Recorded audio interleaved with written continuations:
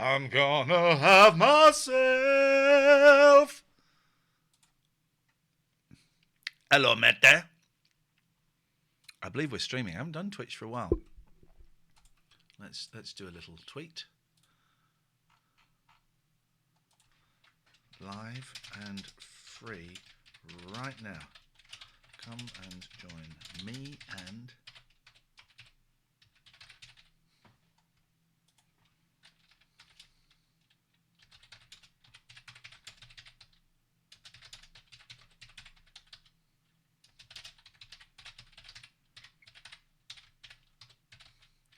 there we go. Just going to put that up there. There. Go to Facebook. Switch now. Post. Pardon me. Let's put it on the other Facebook page as well. What's up? I don't know where Katherine is. I did send an email. Did I send an email? I've been a little bit... Yeah, I sent an email.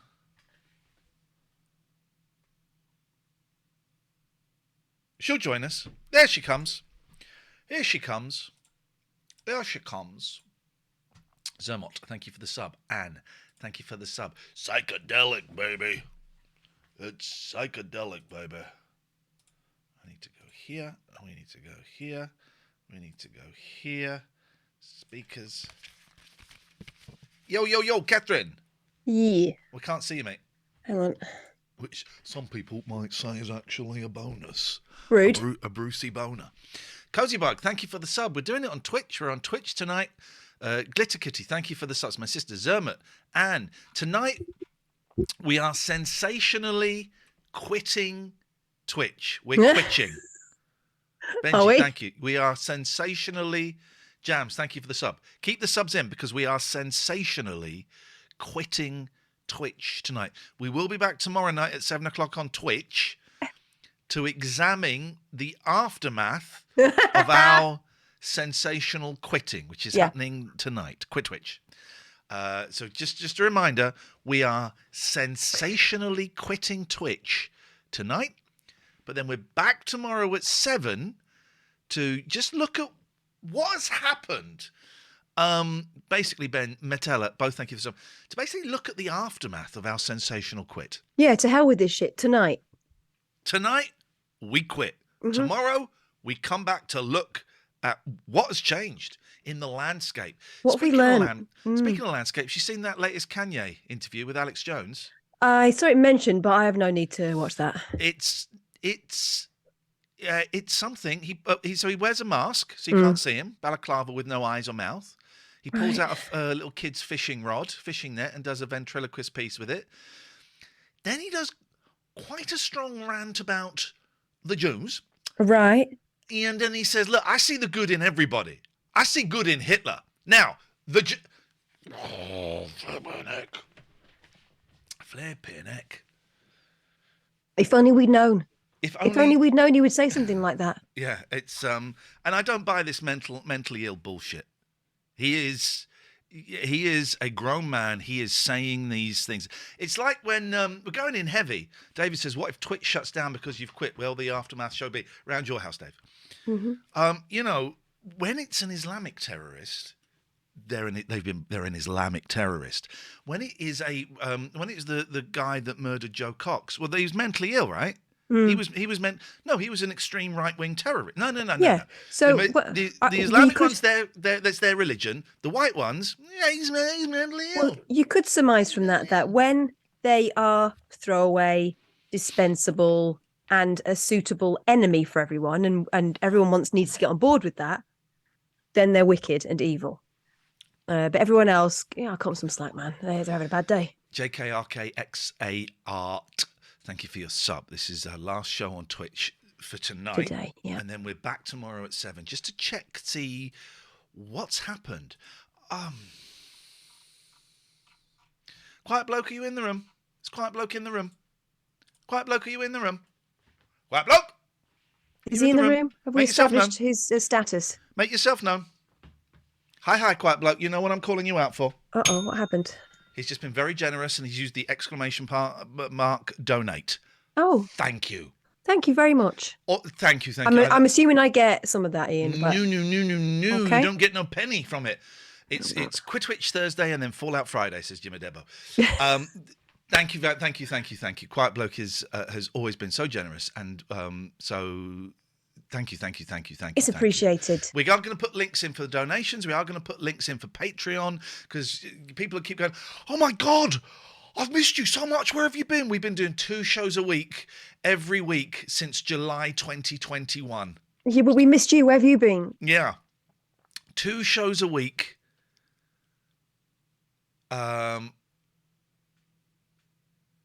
What? Okay, I'm half reading something about the IRA, and I don't really know, and I don't want to go there. And I'm only half reading it, so we've been doing. Matty says, "Get Kanye on the show, please." Okay, we've been doing 2 shows a week since July 2021. Where have you been? We do them primarily on Patreon. What that means is, well, they're on YouTube, but they're unlisted. And we send you the link with the no apologies, Kate. I just just need to check something here. So we do them behind a paywall. You're going to get plugs for Patreon. You're going to get plugs for the donation. Deal with it. You've got this show for free tonight. Yeah. And you've got our comeback show tomorrow at 7 for free as well. So you know what I mean, Jelly Bean? Deal with the plugs.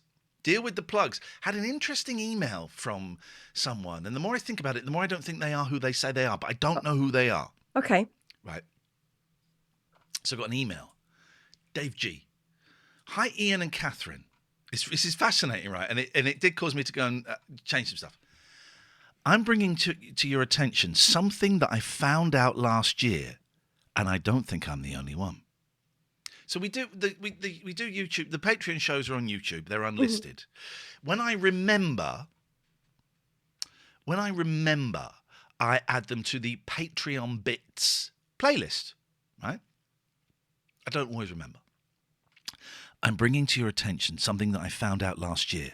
And this needs some reverb. Hi, Iain and Katherine. Oh. I'm bringing to your attention There's too much reverb.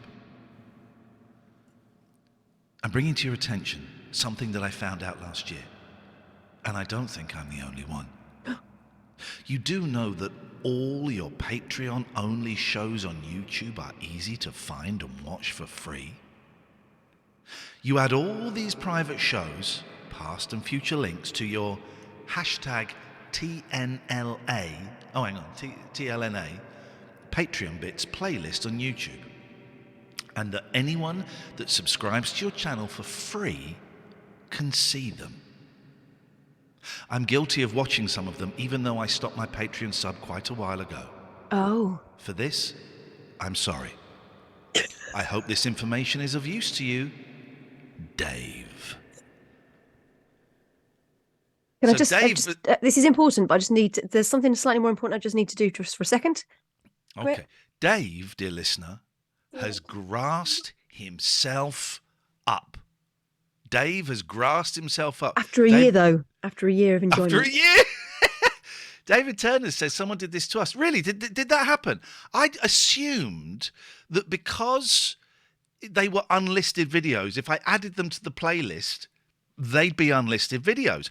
Well, Dave, thank you for that, because I have now gone and I've now unlisted the TLNA Patreon Best Bits playlist. So if you go there, you can't see it. But what I've also done is I've added all of the videos that I hadn't uploaded to that. So there are now 348 late night alternatives on the Patreon, hashtag TLNA Patreon Bits for the Patreons.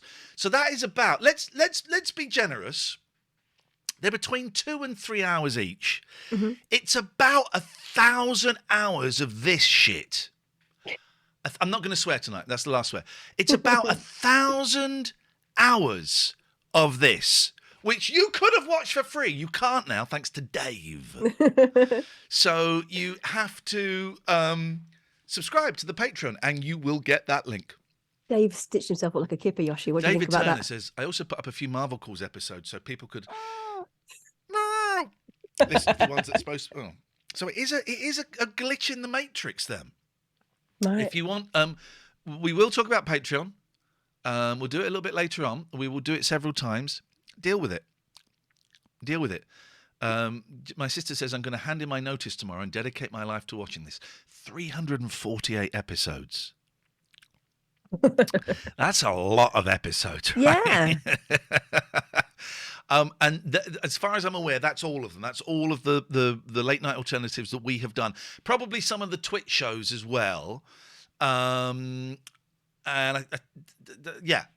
So they're all up there. There's you if you are a Patreon, you would have got an email today with the Patreon link, playlist link. You can go and watch all of those. Dig in, have fun, knock yourself out. I've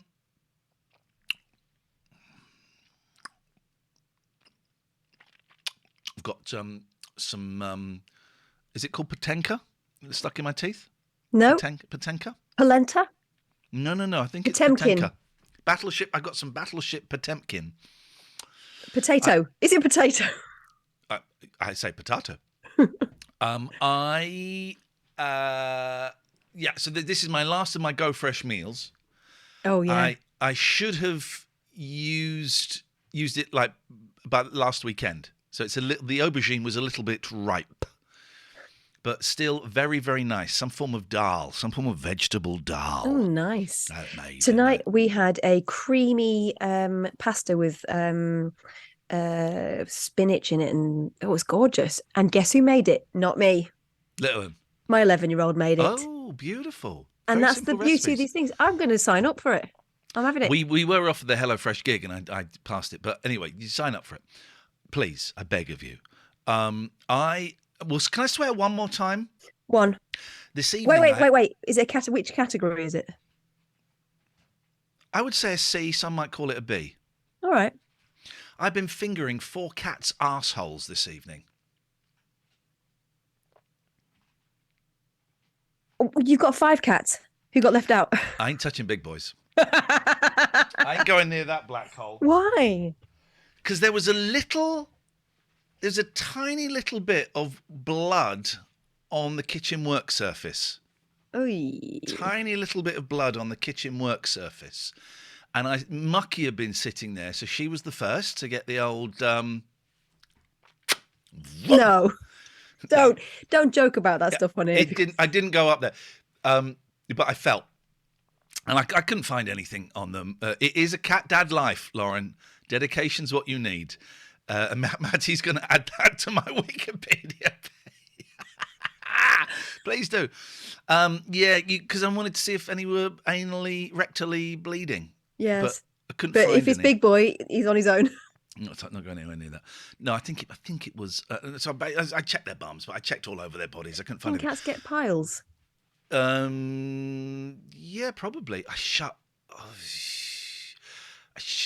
half shut Mucky's paw in the back door the other day. I felt awful.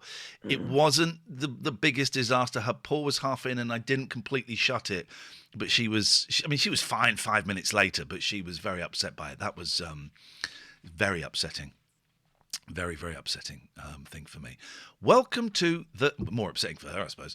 Yeah. Welcome to the show this evening. This is your Thursday night show. We are sensationally quitting Twitch. We'll just sit. Have you got the chat open? Can you see the chat? Yes, where you are? yes. Okay, we got the chat. So a couple of questions. Dogs' anal glands are the worst. When I had Velvet, I had to phone up the vet once and say, I don't really know how to say this, but my cat's bum smells. And she said, it'll be the anal glands, come in, we'll do it. And they put a finger up and squeeze out. It's like grainy mustard. You know mustard when it's grainy? Yeah, okay. It was like that, but grey. Oh. And she taught me how to do it. And I said, I promise you, I will never ever be doing this. I will come and pay the £100 fee for you to do it, which is funny enough is what a similar thing I said to a lady the other day. But so yes, anal glands are disgusting. Lulu says, try washing a squish lump of poo from a dog's bum and tail last thing in the evening. God, what an unexpected light that wasn't. Done it with cats. David says, not one to complain, but I've just spent 75 viewer points to time Gatford out. Not a problem, mate. Not a problem. We can do that. Click on that. Yep, done. There we go. Very happy for that. I'm just making a public service announcement. Can everyone stop jiggling my table, please? Yeah, what is that? You know what's happening? It's about 10 minutes before she goes to guide, so everything has to get destroyed. Oh, it's her doing it. I thought it was the cats. First of all, it was a cat, and then it was a child, because all of a sudden I'm interested. They've ignored me since they arrived back from school. I mean, she's been slaving over a hot stove. But all of a sudden this is necessary. This is getting okay. So now Emsalot has redeemed 75,000 points to time out David Turner's. Matty, whoom, straight in there. Straight in there. I suspect he's got a big smile on his face as he's done that. It is getting mean and obscene on Twitch. One of the reasons we have to leave. I wouldn't go any other way. Did you see the marvellous clip that David actually made me aware of the other day about the guy saying, well, I don't think this is a particularly dangerous road? Did you see that? Shall we watch that? That was a lot. That I cannot believe. I can't believe that I'd not. Maybe I had seen it before. Why is my sister saying? Oh my God! What? I've just been reminded of this. I love when I type in search stuff on Twitter. Like weird old ones come up that. Hang on a minute. I'll fix the picture. Where's share sound? Zoom screen. Click on that. Make you bigger. Pardon me. Catherine? Bigger still, please. Bigger still. So my sister reminded me of this. September the 7th, 2021. Beastie Boys oh, hang on. Who's been timed out? Bloody hell. It's a flipping bloodbath on there tonight. Emsalot has been timed out. Flipping heck. Reprisals. I call that reprisals. Yasmin, not Jasmine, has been timed out. Oh my God. Beastie Boy has been timed out. Birdie says, is this like the 20th time you're quitting Twitch? No, it's not like the 20th time. It's like the first time we're quitting it because it's the first time we're quitting it. We've never quit Twitch before. I don't know what you're talking about. Tonight, we are quitting Twitch. Sensationally quitting it. Sorry, Catherine. We are sensationally quitting it. Tomorrow, we're coming back to Twitch to just check on the aftermath. Mm-hmm. Okay? It's only right. Birdie says, but before you said it was going down on Twitch and moving to Patreon. Literally never said that, mate. Birdie, are you all right? Birdie, what is your beef? Where is it? Good evening, Yasser. Where is your common sense? Find the clip of me saying, quotes, Twitch is going, it's quotes, it is going down on Twitch and we are moving to Patreon. Find me the quote. Find me the quote where we said we were sensationally quitting Twitch. I've missed this. This is one of the reasons we're quitting Twitch. Exactly. Oh, I was about to time out Nelly, but someone did it already. Matty, yes, and Katifer. Matty and Katifer both did it. So, Birdie, I accept your apology. Yeah. I accept your apology. But you're part of the reason. Yeah. Yeah. Birdie official. So I was reminded of this book. Joe reminded me of, over a year ago, My Beatles Hell, the tragical history tour of Beryl Adams. Yowza. Reduced from £14 to $1.99. And there she is posing with the lads. She's posing with the lads there. And let's read the back of this. Do you remember this, Catherine? Vaguely, but I don't think I remember it as well as I ought to. My Beatles Hell, the tragical history tour of Beryl Adams. Birdie Official's been timed out now. Oh. Beryl Adams. That guy. Beryl Adams was Brian Epstein's first secretary as he forged his musical dynasty and moulded the Beatles into the world's most successful pop band ever. She was once married to the homosexual cavern disc jockey Bob Wooler and counted amongst her string of lovers Epstein's biographer, Ray Coleman. All right, I see what they've done there. It's like, first of all, just set out she knew about Brian Epstein. Next one, put the sexy stuff in. Every week she handed over their measly pay packets in cash to the young Paul McCartney, John Lennon, George Harrison, and for a while to the handsome drummer Pete Best, until he was ignominious. How do you say that? Ignominious. Ignominiously. Ignominiously sacked in favour of Ringo Starr. Why have you removed the timeout on Gatford? Who gave you permission? She was outraged at the ousting of Best and stayed his loyal and lifelong friend. That's why he's the handsome drummer. Yeah. Ringo Starr. No adjective there. Beryl disliked. It's only supposed to be 5 minutes. Oh, I put him in for a tenner. Beryl disliked John Lennon intensely, regarding him as an overbearing bully, and always knew that Paul McCartney was a much smarter cookie, the guy with the staying power. Can I point he stayed something alive. Out? Yes. Can I point something out here? She's giving us all the hits now. Really, we should be encouraged to peep inside, but she's stating everything right there. We once had a really good guest on the Talk Radio show. He'd been a recording engineer in the mid to late 70s in New York, and he'd worked with Paul Simon. He was there when Paul Simon was recording, and Karen Carpenter came in and played some of her new solo album, and Paul Simon said it was shit. Yeah, he was horrible too. He worked with the Stones and a lot of people, and it was a great book.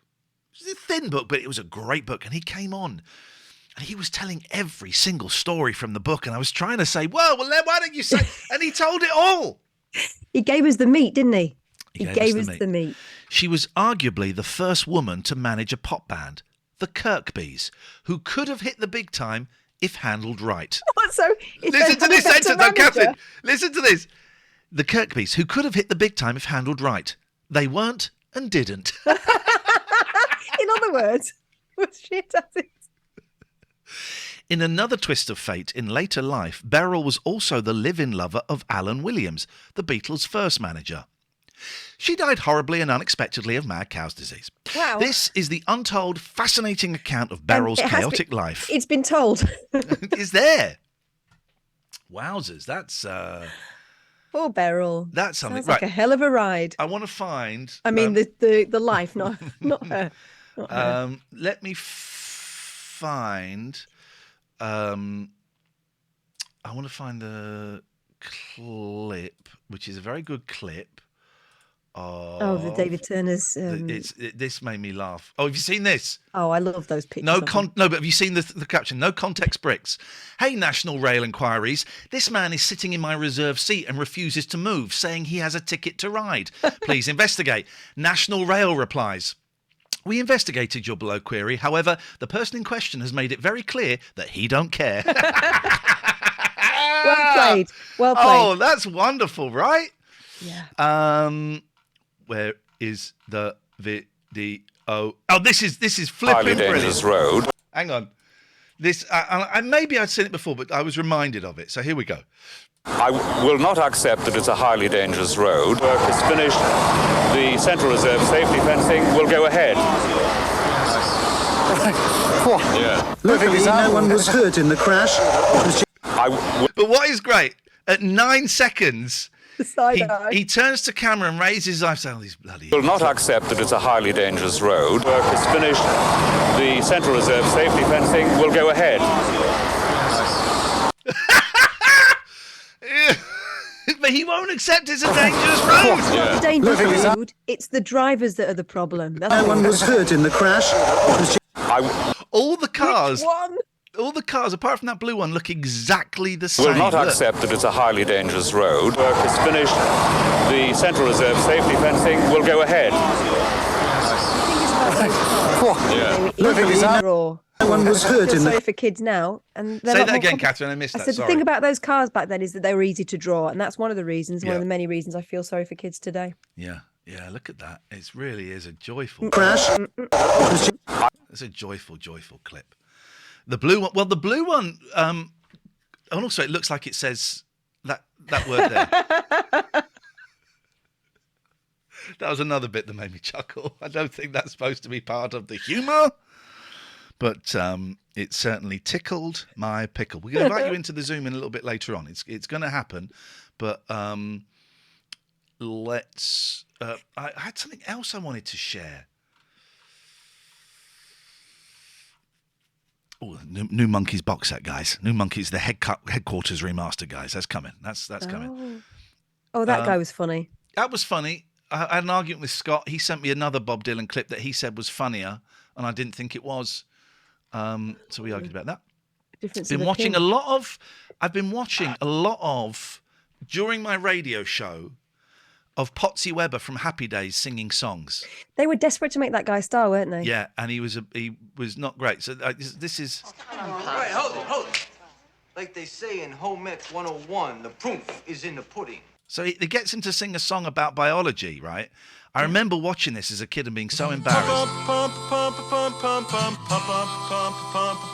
Is he singing pump, pump, pump? Pum, pum, pum, pum, pum, pum. But he looks to the director to see when to move. Look. Yes. Yes. It reminds me of those very early. Do you remember the very early videos when people were putting them up on radio stations where you would hear the producer say at the beginning, go. Oh, God, they were doing that at LBC with Iain Dale. Do you remember we used to take the piss at Three Counties? Go. They were doing that all the time with Iain Dale. 2, 1, 2, 3. Here we go. Move! Go. Pumps your blood. They're all in their 40s. The right atrium's where the process begins. Apart from the where teacher, who's CO2 letters 25. The heart, through the tricuspid valve to the right ventricle, the pulmonary artery and How lungs. come the skeleton stroke peeled body is wearing exactly the same outfit as Potsy? Now, where was the... Did you retweet... You retweeted that Christmas video, right? The band. Did you retweet the band? Yeah, it was Danny Kelly's. Okay, let's find that. My sister's Oh, Twitter crush is you. Still so sudden, but all right. What is this? What is going on? What is this? That makes things awkward. Okay, let's find that the band is great. We're enjoying this. What's this? You got a pinned tweet. Oh, it has been a very silly 2 years. Here we go. This is great. This is great.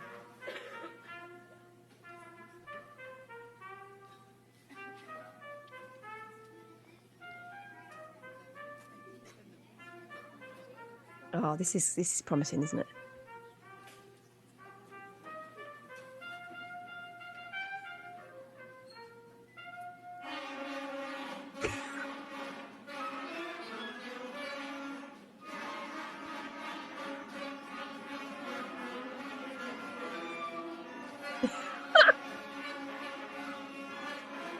How is the audience not in absolute pieces? Also, why has he gone for the second part of the song? You just go, do you know what? Let's forget it. Next song. They have to give that kid the solo because he's the only one. The only one who can play it. Hang on a minute. Don Most, who played Ralph, had an album out. Yeah, I think they all had albums out at some point. CM Skunked says, I will not accept that this is a highly sensational quitting of Twitch. Watch it, buddy. This is literally what's happening. We are sensationally quitting Twitch. Why? Mm-hmm. Because of this guy. Because of this twat. Although I got my recommendation in for Papa's Fish and Chips. That was a beaut, wasn't it? We went to Blackpool and I booked a table via a booking tables app. And we arrived and they were closed. They were putting the chairs up, weren't they? Oh, God. Why are we talking about that? Because he's in Blackpool tonight, and I said, go to Papa's Fish and Chips. Which is that was the one we ended up in? Yes, which was an absolute winner. It was beautiful. Dave says the audience paid for the music lessons. That's why they're not laughing. They did not get their money's worth. So tomorrow, I'm trying. Let me get this thing. I'm trying something new tomorrow, right? Because I got this fear of heights. Yeah, and it's a big thing. I can't do go ape with the boys. So, I posted on a Facebook page that I'm a member of for counsellors. Anyone got any ways of dealing with phobias and stuff? And someone got in touch and said, I do this thing called BWRT. It doesn't involve having a finger up your bum, does it? Unfortunately not. Okay. It's done on Zoom. And she says, it's effective and I can probably cure you in 1, maybe 2 sessions. Now, I hadn't heard of BWRT. It kind of sounds like woo-woo to a certain extent. I'm a huge fan of EMDR, which I was gonna train in, but you have to do more essays. Eye movement does real things. And I know that works, partly because Jimbo and several of our, I think someone else had it done as well, but it was hugely effective for Jimbo, and I've heard other people talk about it. I've seen the results of it. And this thing is called brain working recursive therapy, right? It sounds like, it may sound like bullshit to you, right? And indeed it may well be. But 2 sessions, 50 quid a session, she reckons she could. Here's the thing. If it were bullshit, she would rope me in for about 5 or 6, right? Yeah. Yeah. She says I do think it's not a great business model if you can do it in 2. She says it should take 1, maybe 2. So I'm booked in for a session tomorrow, open-minded, and I've had a little read about it online. It looks legit. And what I think it is, it's about, so I think of heights and that connects to my fear part of the brain, which I think is actually at the back. And so what it does is it gets that fear of heights, it gets the thought of heights and puts it in another part of the brain that isn't connected to the fear thing. So it's just like a thought or a memory, as whatever. I don't quite understand it, but I'm doing it tomorrow. I've got a busy day tomorrow, 11:30. I've got an interview with someone who wants to make a documentary about Gary Glitter, just to chat through some ideas and stuff.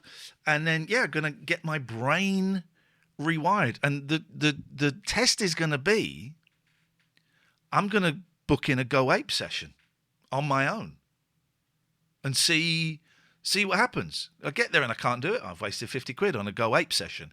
Get there, I can do it. Holy jackamole, it's worked. Mm-hmm. So we'll talk about it tomorrow. We are sensationally quitting Twitch tonight. We'll be back tomorrow at Twitch to so check find out the more aftermath. then. Yeah, we will. I'll tell you how it goes. I'm very, very excited to. And Quiet Bloke says, and if that doesn't work, you could try strapping on a pair of binoculars so the ground looks nearer. Here's how. Well, this is kind of how I managed to do that thing 100 feet up in the air in the jungle. My goggles steamed up, and I could see that. So my goggles steamed up, and so I couldn't see how far I was, and that worked because it tricked my brain into thinking, oh, I'm just kneeling on this platform. Do you know what that reminds me of? When you do a show in front of loads of people, right? And in your head beforehand, you're thinking, this is going to be awful. There's going to be so many people. But when you get out onto the stage, you cannot see anyone because of the lights, right? Yeah. It's that, isn't it? It's, all right, so I'll just do this then. Yeah. And the thing is, doing a show in front of 20 people is impossible. Doing a show in front of 1,000 people, 5,000 people, as I have done, that's fine. Yasser says it could be a placebo. It could be. If it works, does it matter? That's my philosophical question for you this evening. If it works, does it matter? Alex says the moment you jumped up for that last star was quite something. I was shitting myself then. I tell you that. I was shitting myself there. I'll be completely honest with you. Wouldn't do that again. So that's tomorrow. Brilliant. That's tomorrow. And then, I owe you an apology because I've ballsed up. We were supposed to be going ice skating on. I'm just checking because there is a very slim chance it may work out, but I don't think it will. We were supposed to be going ice skating on Sunday. Alistair, thank you for the sub. And I messed it up, and the boys are doing something else, and it's one of those mistakes.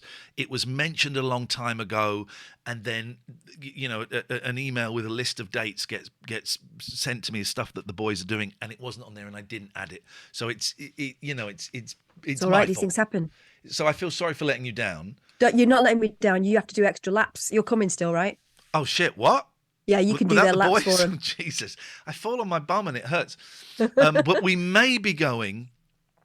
We'll see. We may be going ice skating near me the week after to make up for it. Adele is playing there. Wow. Hang on a second. Adele. Can you have a look on the calendar for me and see what's happening on the 10th, please? It's not definite that we're doing it. So, all right. It will say. I'm talking to you. Go and look at my calendar on the back of the door and see whose weekend it is on the 10th. Because Adele is playing. Because it's Adele. What does it say? Me?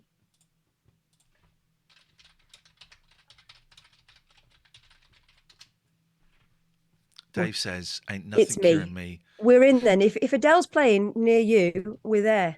Dave says, ain't nothing curing me of spiders. I cured myself over spiders when I knew I was going in the jungle. I used to hate them. Always smash them with a book and wipe off the juice. But because I knew I was going to do the jungle, I thought, right, well, that's the most basic thing. So the sort of 6 weeks leading up to it, I trained myself to be okay with spiders. And I would do it by talking to them, going, you can't hurt me, you can't hurt me, you can't hurt me, you can't hurt me, you open the window, you can't hurt me, you can't hurt me. And I was fine.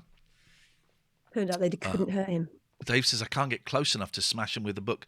So live shows, they did actually have, I don't know who that is, Rachel Haunt from Starstruck. Okay. We've missed, it's not on here, but the actual Boney M were playing. Which one?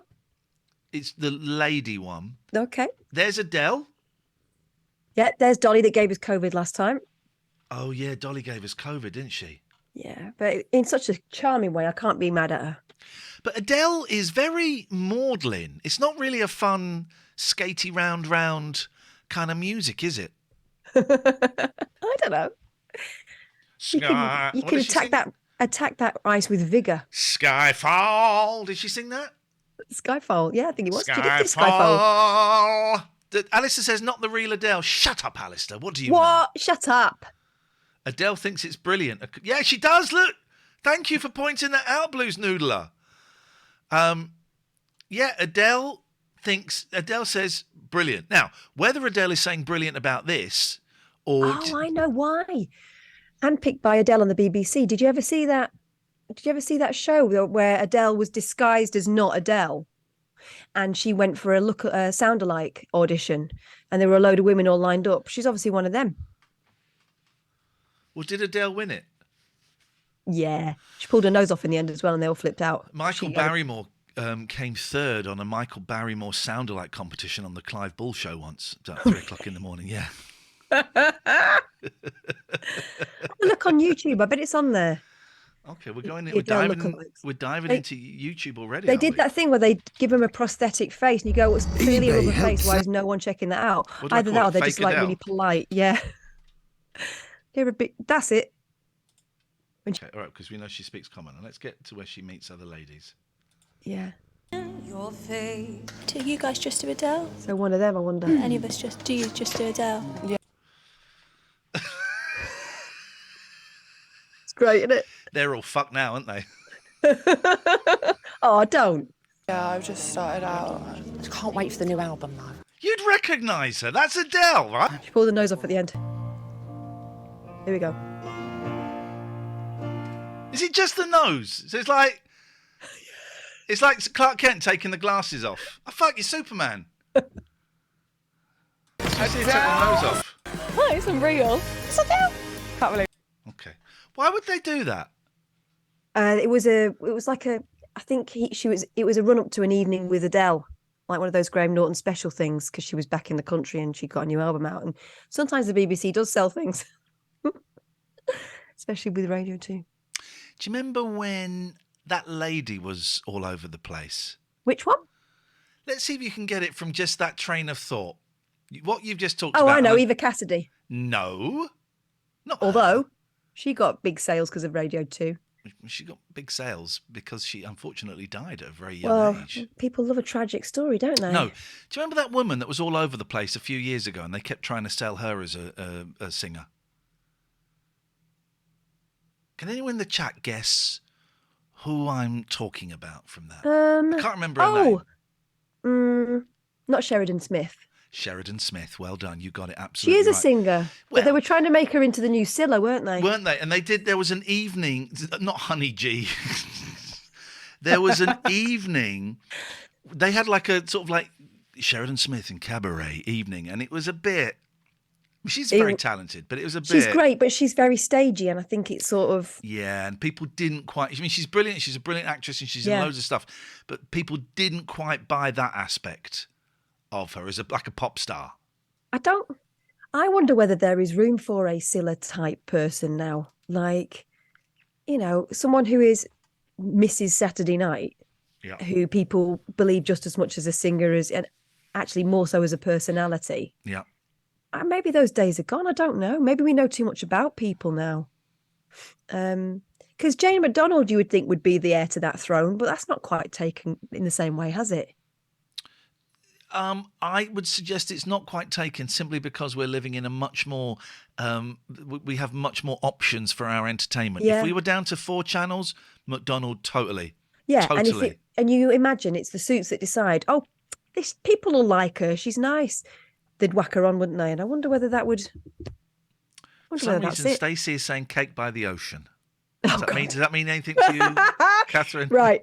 Jane McDonald, put that on YouTube. Put that in YouTube now. Okay. Jane McDonald, Cake by the Ocean. She's game. She is game, I'll give her that. I mean, she's singing a song there about shagging on the beach, basically. And don't think that Jane doesn't know what it's about. Is that what Cake by the Ocean is about? Yeah, cake is great. I'm such an idiot. Cake I really is took it literally. Juicy buns. Well, I know what watermelon sugar is because the whole video is women holding watermelons in between their legs. And Harry Styles going... Have you seen the video? Yeah, I've seen bits of it. I want to slurp now. This is lovely. I'm going to have a slurp now, Iain. Let's have a nice lovely. big wet slurp. I don't care how much I slurp now. This is lovely. I've said that before, but I was very, very drunk. She always used to end on a song, which is why Clinton Baptiste used to do a Jane McDonald finish to the show. He's changed now. I love that podcast. I'm a little bit behind. When it's Barry ASMR, I skip past it. I just can't. It's disgusting, isn't it? It's just too wet. I've told him it's too licky. Honestly, that bit. I hate that bit. Thank you, Barbados. I thought that was going to be the music, very light. It's coming in. Reggae. You'll know. Trip of a life. That's beautiful, isn't it? She's always on her bloody holidays there, and I don't hate her for it. She's living this? her best life. It's one of them. It looks like a fun barge. Lifetime. I hope you've We've got a enjoyed bar it on too. The wonderfully warm-hearted people and places that will stay with me forever. So Until the next holiday next week. Goodbye without singing a song.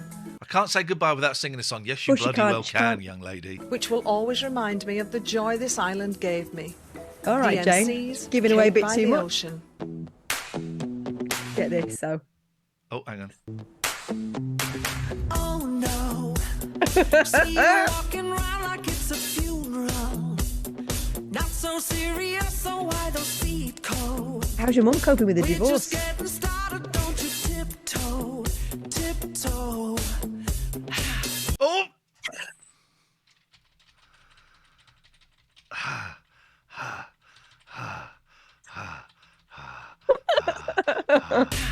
Waste time with a masterpiece, don't waste time with a masterpiece. You should be rolling with me, you should be rolling. Why is everyone else black and white? You're a real life fantasy, you're a real life fantasy. But you're moving so. Oh! She's fucking doing water yoga! Yes, she is. She's doing water yoga! Yeah. The hardest kind of yoga there by the is. ocean, you've got to work it off on the sea. You're moving so carefully, let's start living dangerously.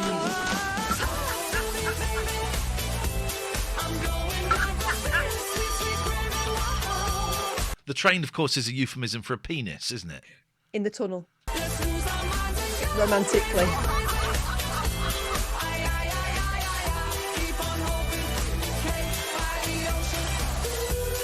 Turtle, of course. What does that mean? You know what a turtle is. I don't. A poo. Is it a poo? Oh, dear. What is it? A penis, probably. Is it a penis? Yeah, probably, yeah. Okay.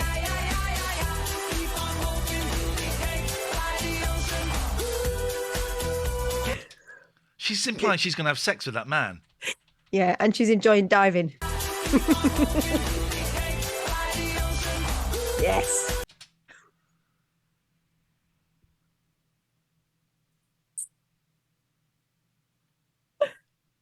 What is she, look at so many messages. She's like, you know. Totally would. And he looks over exactly the right time. So sexy, evil. Sexy, evil. So close, isn't it? So close. I'm honest, it's good production values on the song. It's good production values. Yeah. Shouldn't mess about. Shouldn't mess about with the music. Take the music very, very seriously. Yeah. The show's a bit of fun. Relate of sex, froth. a bit of fun. The music, very, very serious. Oh, she's balloon, waving long balloon. There we go. Yeah, we missed that. Let's just...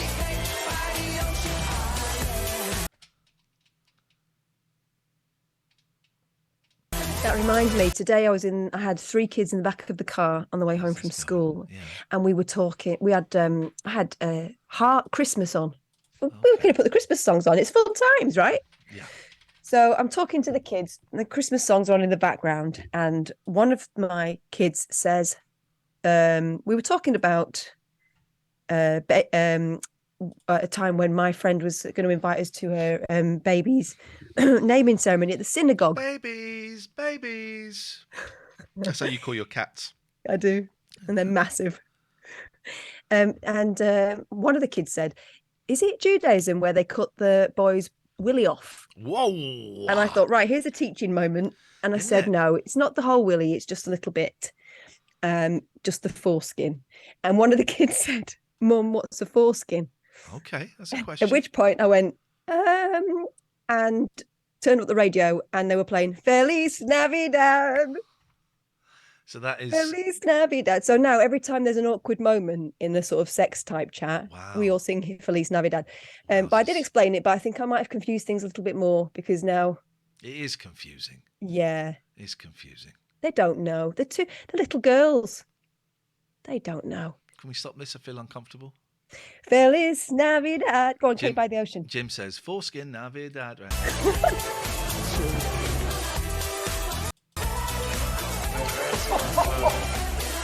She is wankered.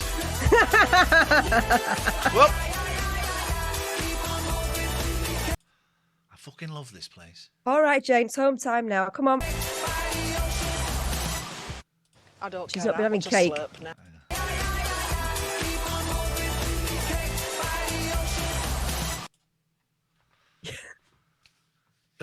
That's my Jane. That is my Jane McDonald. Birdie Official says, there is going to be a stream tomorrow. Birdie, what is your problem? Tonight, we are... Birdie's got plans, right? Cannot be messing about. We are sensationally quitting Twitch. We will be back on Twitch tomorrow to look at the aftermath. Birdie, we've been doing at least 2 streams a week since July 2021. Where have you been, Birdie? Where have you been? So don't give me this, is there a stream tomorrow, is there not? We do 2 streams a week. We have done for the past nearly 18 months. So please, please treat us with the respect that we deserve. Yeah. Feliz Navidad. Just to clarify, if you're thinking, wow, it's great to have these guys back on Twitch, where have they been? I'll tell you where we've been. We've been doing 2 shows a week since July 2021. And 2 of those shows a month are on Twitch. The other shows are on YouTube, but they are behind a paywall. Secret. You can only get the link for those shows if you sign up for our Patreon. Link's about to appear in the chat.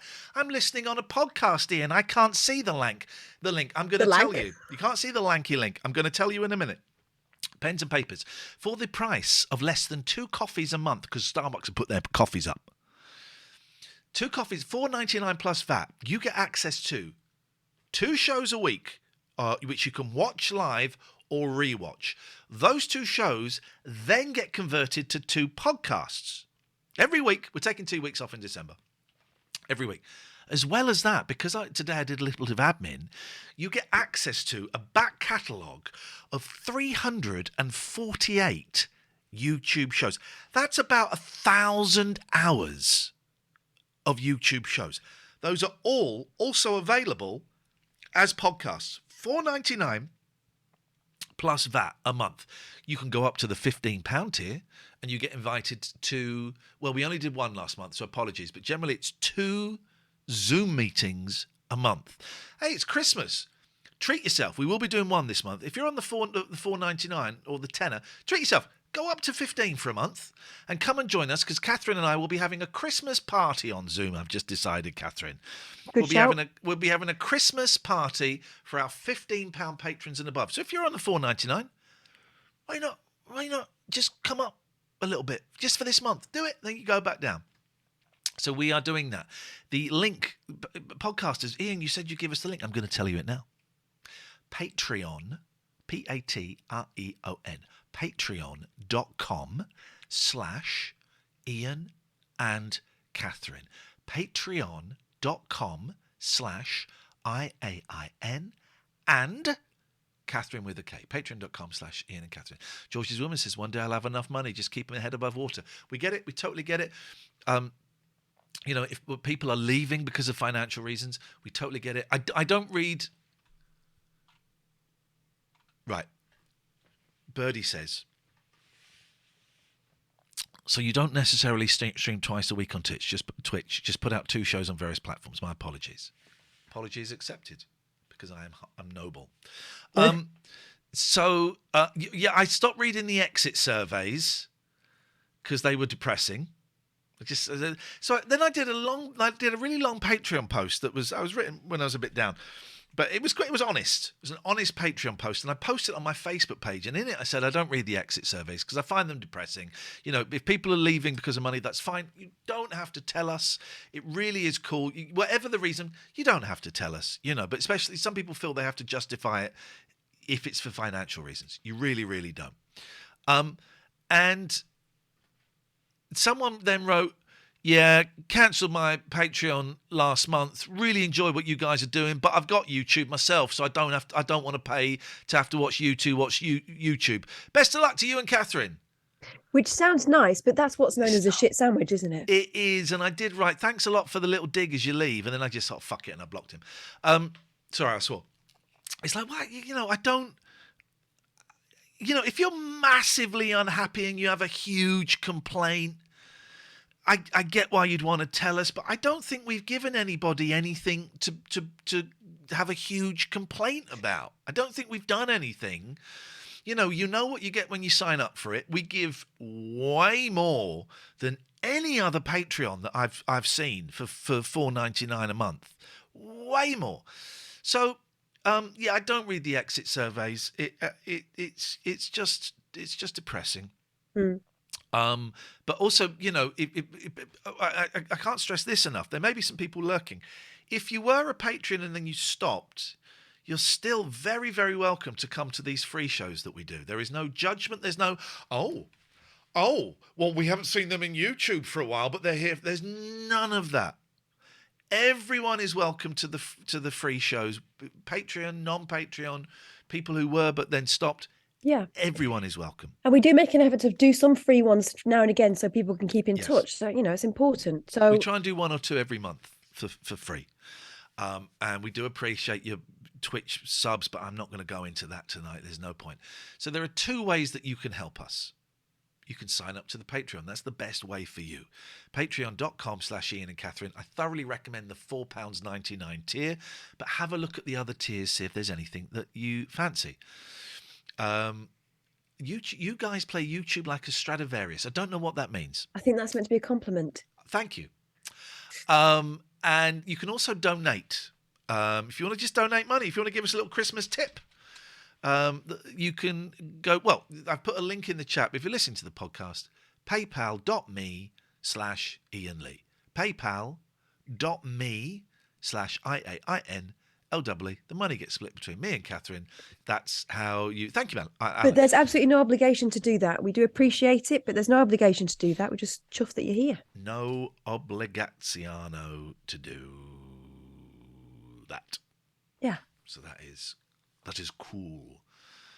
I had so much I wanted to talk about, and I thought I won't write it down.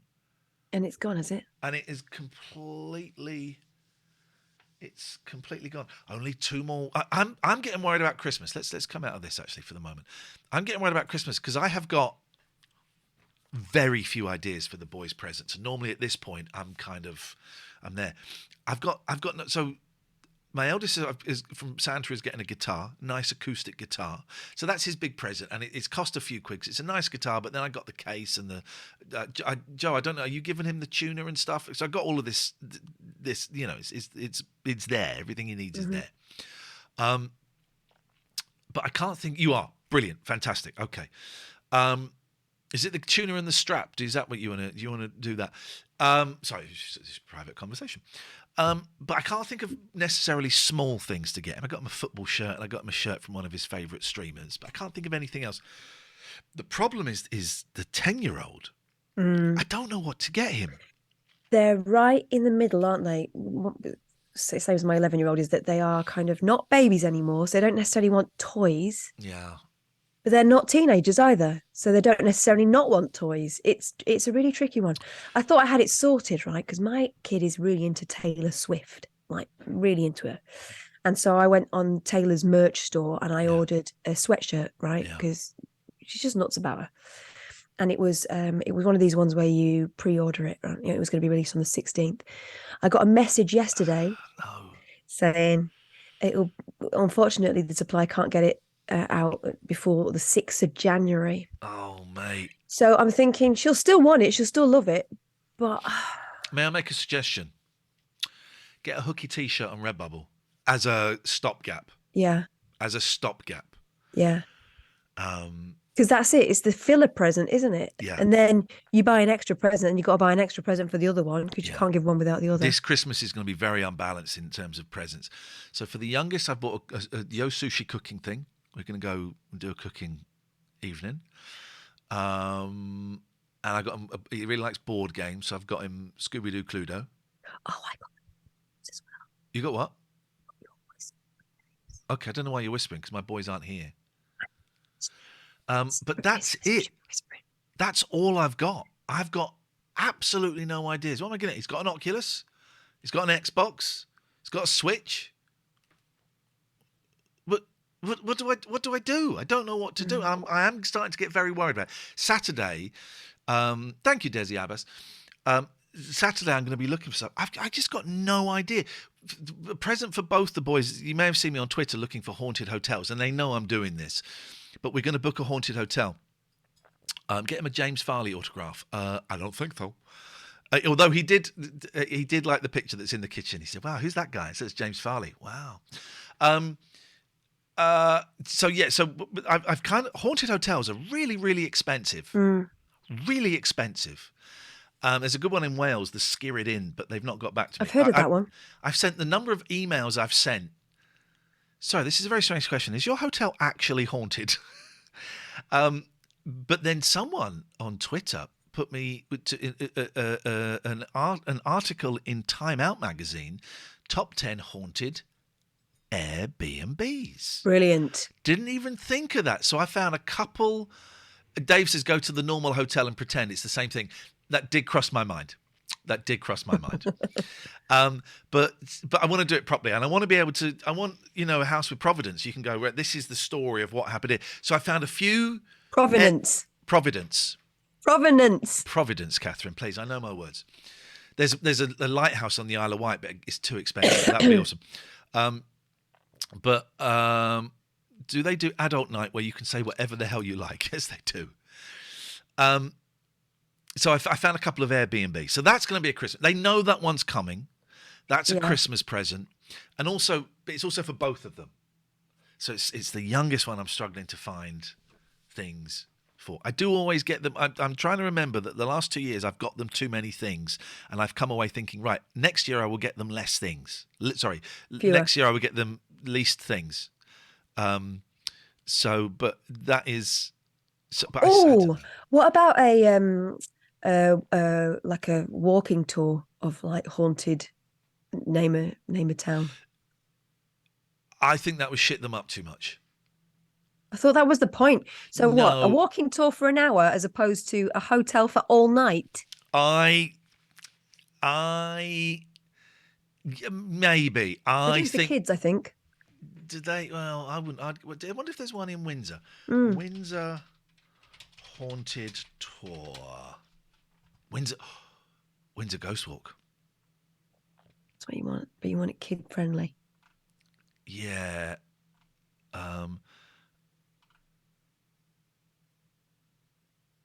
There's jump scares.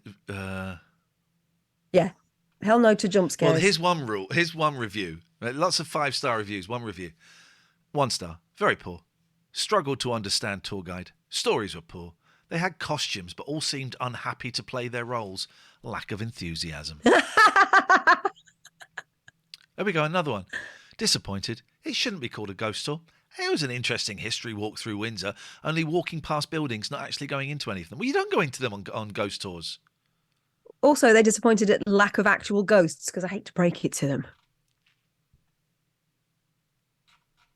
Okay, well maybe that's something. Because that's the thing. I think both your and my kids have got enough stuff, haven't they? It's more about sort of experience things, and they like. But the thing is, you unfortunately have ruined this for yourself because you do loads of stuff with them anyway. Yeah. Lino says Japanese phrase books. Thanks, bye. I did get some Japanese books last year, but do you know what? Now we're closer. Yeah, that's a really good idea. But we did get a couple last year. But now we're getting a little bit closer. Yeah. Stay in the hotel you used to stay at when you presented at BBCWM. That sounded terrifying. That was a horrible hotel. Remember that Scooby-Doo place that you took pictures of when you were in London? Yeah. And then he was a contestant on Four in a Bed. Four in a Bed. Wasn't he? Yeah. That was nuts. He was like this weird entrepreneur kind of guy. That hotel was horrendous. Wow. Yeah. Oh, I'm getting Joe. All right, my sister's getting them some books on Japan. Okay, well, thanks, Lino. Thanks, Lino. That's that done. So yeah, I'm worried about Christmas this year. Clearline says, "Oh, I was AFK. It's away from computer, but spelt with a K to be cool." Keyboard. Did you mention New Year's Eve? Yeah, I tell you what I'm doing on New Year's Eve. I'm going to bed about 9 o'clock. What are you doing, Katherine? No plans. I'm not doing a show. We haven't done a New Year's show for years, have we? No. Pay us. If someone paid us, I'd do it. I don't. I used to enjoy those shows on talk radio a lot. But the thought of doing one on as a stream, yeah, it doesn't really appeal to me. It crossed my mind, but it doesn't really appeal to me. What was my sister? Tell you what I won't be doing, because I'm no longer an idiot, but I used to do this a lot in my 20s, is I used to pay about £10 to go to the same pub I went to the rest of the year, except on this occasion it'd be full of dickheads and they'd take another seating out. And everyone be breathing all over each other and probably smoking at that point as well. So I won't be spending my New Year's in that manner. So you doing anything for New Year's? Are we hanging out for New Year's? I can hang out. I don't know what the score is with children, etc. But should we do something for New Year's? We could. Okay. My sister sent me a YouTube link, and it's the kind of YouTube link that's going to get us in trouble. Oh, I don't want to lose that page. It's not got peanuts in it, is it? What the F happened to Sliders? I'm watching that. What the F happened to Sliders? Okay. 18.99. Oh, you watched it? Oh, no, we were watching it together. Where are you? How far are you? I'm quite far on now. I've only done, I think, 3 or 4. I was on the one. No spoilers.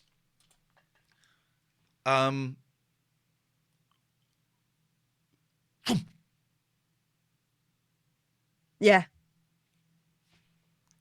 I've just done that one. Yeah, I passed that. It's so good.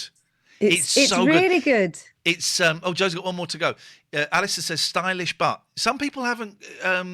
It hasn't connected with it. I love it. I think it's great.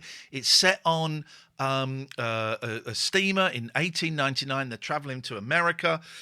People from all different nationalities, all running from something, and then some really spooky stuff happens. That's all I'm going to give you.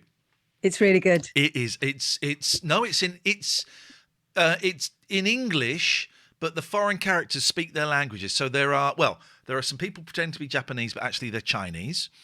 There are some Spaniards. There are some Germans. And so, the foreign languages are dubbed. The majority of it is in English. It's so good. Cape Town says, watch Dark. Yeah, I tried Dark. I've tried Dark like 3 times, and I keep getting to episode 3 or 4, and it's a very intense, made by the same people, intense German time travel series, and it just doesn't quite connect. And I heard it gets really silly as well towards the end. Digger says, I'm up for New Year's Eve, guys. I don't mind upgrading. I tell you what, Digger, what we'll do, we will create a £1,000 tier. And if you sign up to the £1,000 tier, me and Katherine will happily do a show for you. You in for that, Katherine?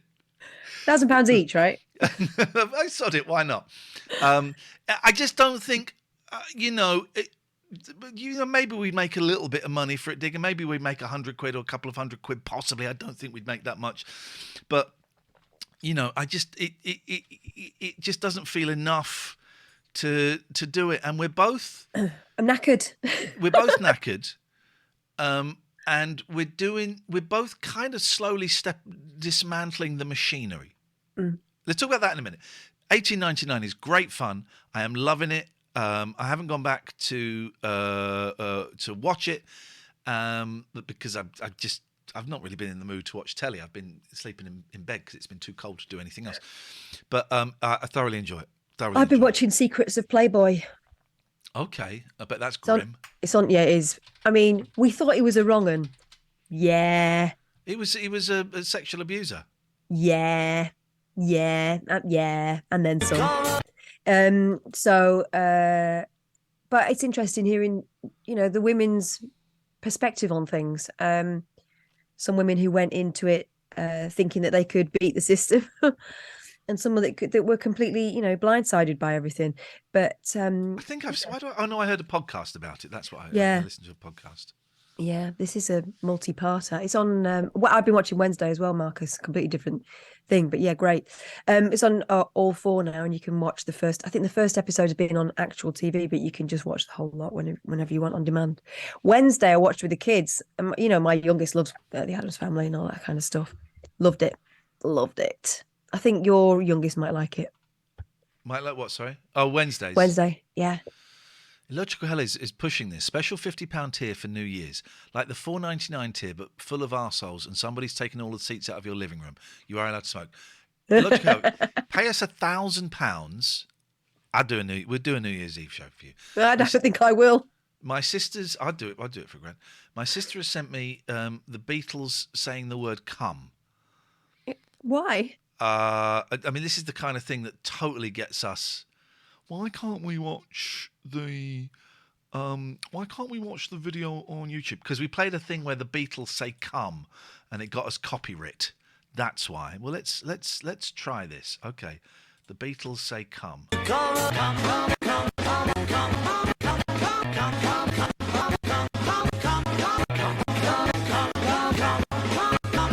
Just please me. All right.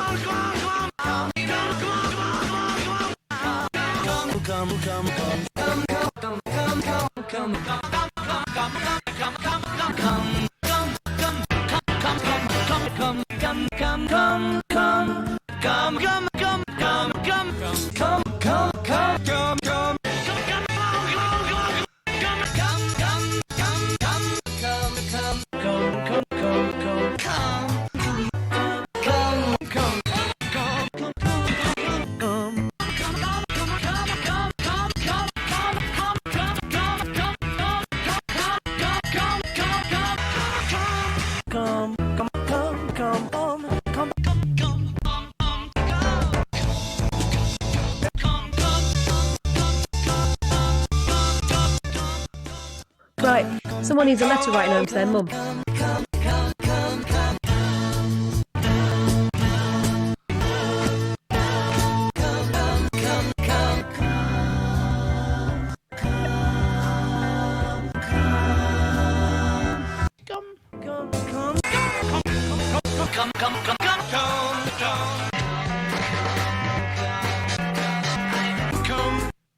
At the end he goes, "I can come." Do that.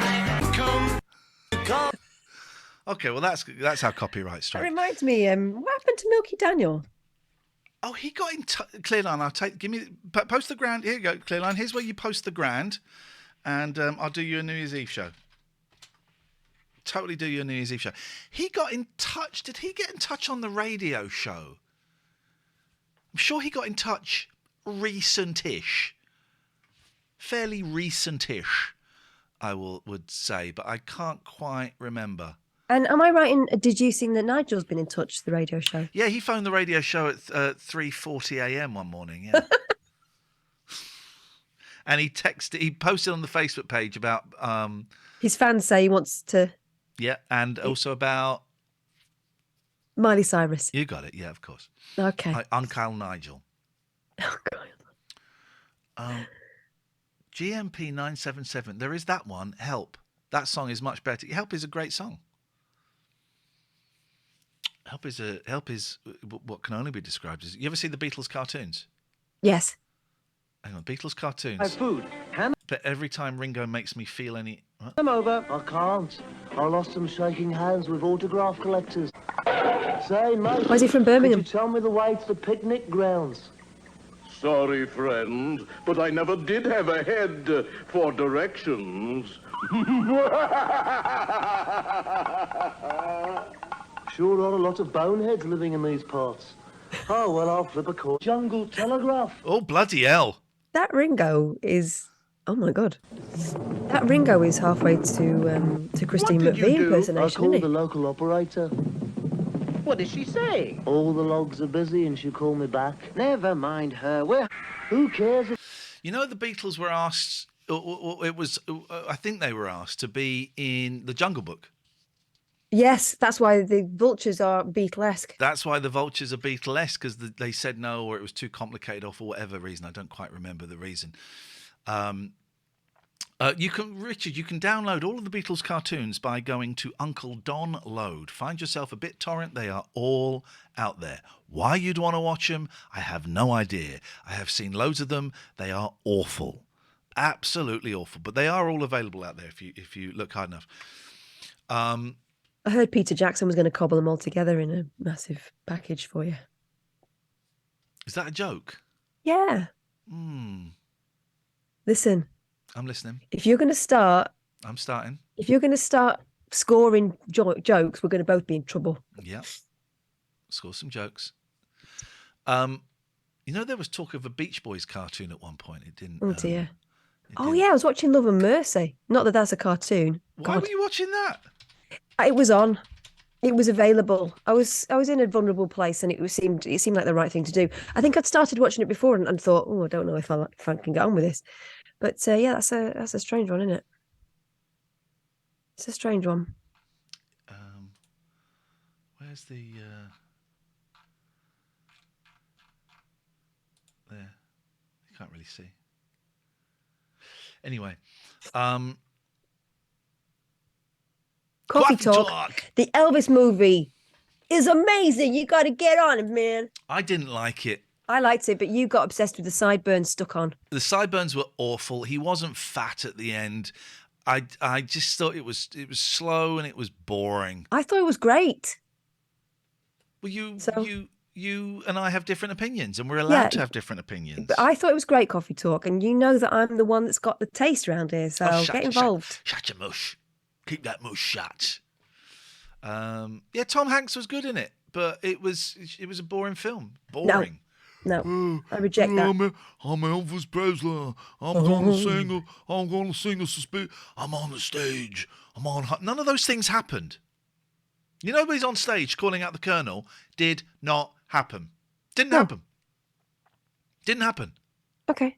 Does that change your opinion of the film? It should do. No, because I was watching a film. It wasn't really. I don't know if you noticed this, but it wasn't a documentary. It was Baz Luhrmann. Wasn't. It was a film that was made up. Full stop. It was a film that was made up. Yeah, full it was stop. Baz Luhrmann. It was Baz Luhrmann. Coffee would say period. Dean says Elton John film was poor. You're wrong. That was good. The Elton John film made my... here's a revelation for you, and one of the reasons I'm leaving Twitch tonight. The Elton John film made my teenage daughter have a seizure. Really? True story. So I'm watching the Elton John film, and it was the bit where he was spinning out of control, and so it was quite flashy and everything. But I don't think it had any correlation really. But she will not watch that film now because it has the memory of her she did have a seizure. It was like a one-off event. Wowzers! And it's terrifying, and we ended up taking her to hospital. Do you remember? We took her to the hospital in an ambulance. I do remember that. I didn't realise that was because of Elton John. Well, she is blaming She's got a grudge against Elton John. So, yeah, I see so. Yeah, she's blaming him for that. And I think it also stems from the fact that her father is a Luton Town fan. So there was already beef there with Elton John and his famous connection with Watford, who are, of course, the rivals of Luton. So there was already beef there. I think this is a useful thing to pin on him, to be honest. I'm going to pin something and on you we in a did some second. medical tests and there was no correlation between Elton John and whatever happened. You were just watching a film, were you? Me? Yeah, you were just watching. So you watched Elvis, and you knew it was a film, just a story, right? And you watched Elton John, and it was just a film, right? It was just a film, story. Yeah. It wasn't called Elton John, actually. Right. So it's just a story, right? It's called like Rocket Man. There's no rocket in it. So it was a story, right? Just a story. Then why did you afterwards embarrass yourself saying, "Oh, I didn't realise, right, that that I'm Still Standing was written when he got clean from cocaine and stuff." And it was where him am I to from say, in this story now? It doesn't matter where you're from. That's not the important part of this story. Okay, The well, I words think- and it's just a story. The words are the important part. I didn't realise I'm Still Standing, right, was written about when he got clean from cocaine. the It way was they like his framed it. comeback. I said, no, Catherine, that was written at the height of his cocaine addiction. No, right, but the film, right? The film. Said it's a film, Catherine. Just remember this conversation, because in about a year's time, we're going to be talking about a film about Elvis Presley. And you're going to say, it's just a film. Well, I'm then going to link this back. Well, maybe I've learned and this. grown. You know, that can be possible. That could be possible. So are you, hang on a minute. Are you berating me for having heeded your, let's call it wisdom. Are you berating me from having heeded that and modified myself accordingly? Is that what's happening here? Do you want me to time only viewer out? Gave your daughter a seizure and yet you still wear Elton's glasses, passive aggressive specs. No, that's fine. The only Is that a good viewer. joke? Is that a good joke? I'm amazed you can type with one hand, but well done you. Rocket Man, of course, was directed by a friend of ours. Yeah, Dexter Fletcher. Dexter Fletcher, who saved the Queen movie. I got halfway through the Queen movie, saw the Mike Myers cameo, and went, "This The is Queen movie was too silly. It was. I thought. It was. I The Rocket Man was good. Can you? I'm going to think of what the word. There was a really silly bad part in it. Can you guess what it is? Oh, hang on. Yeah, I can. Hang Go on. Sending it, transmitting it.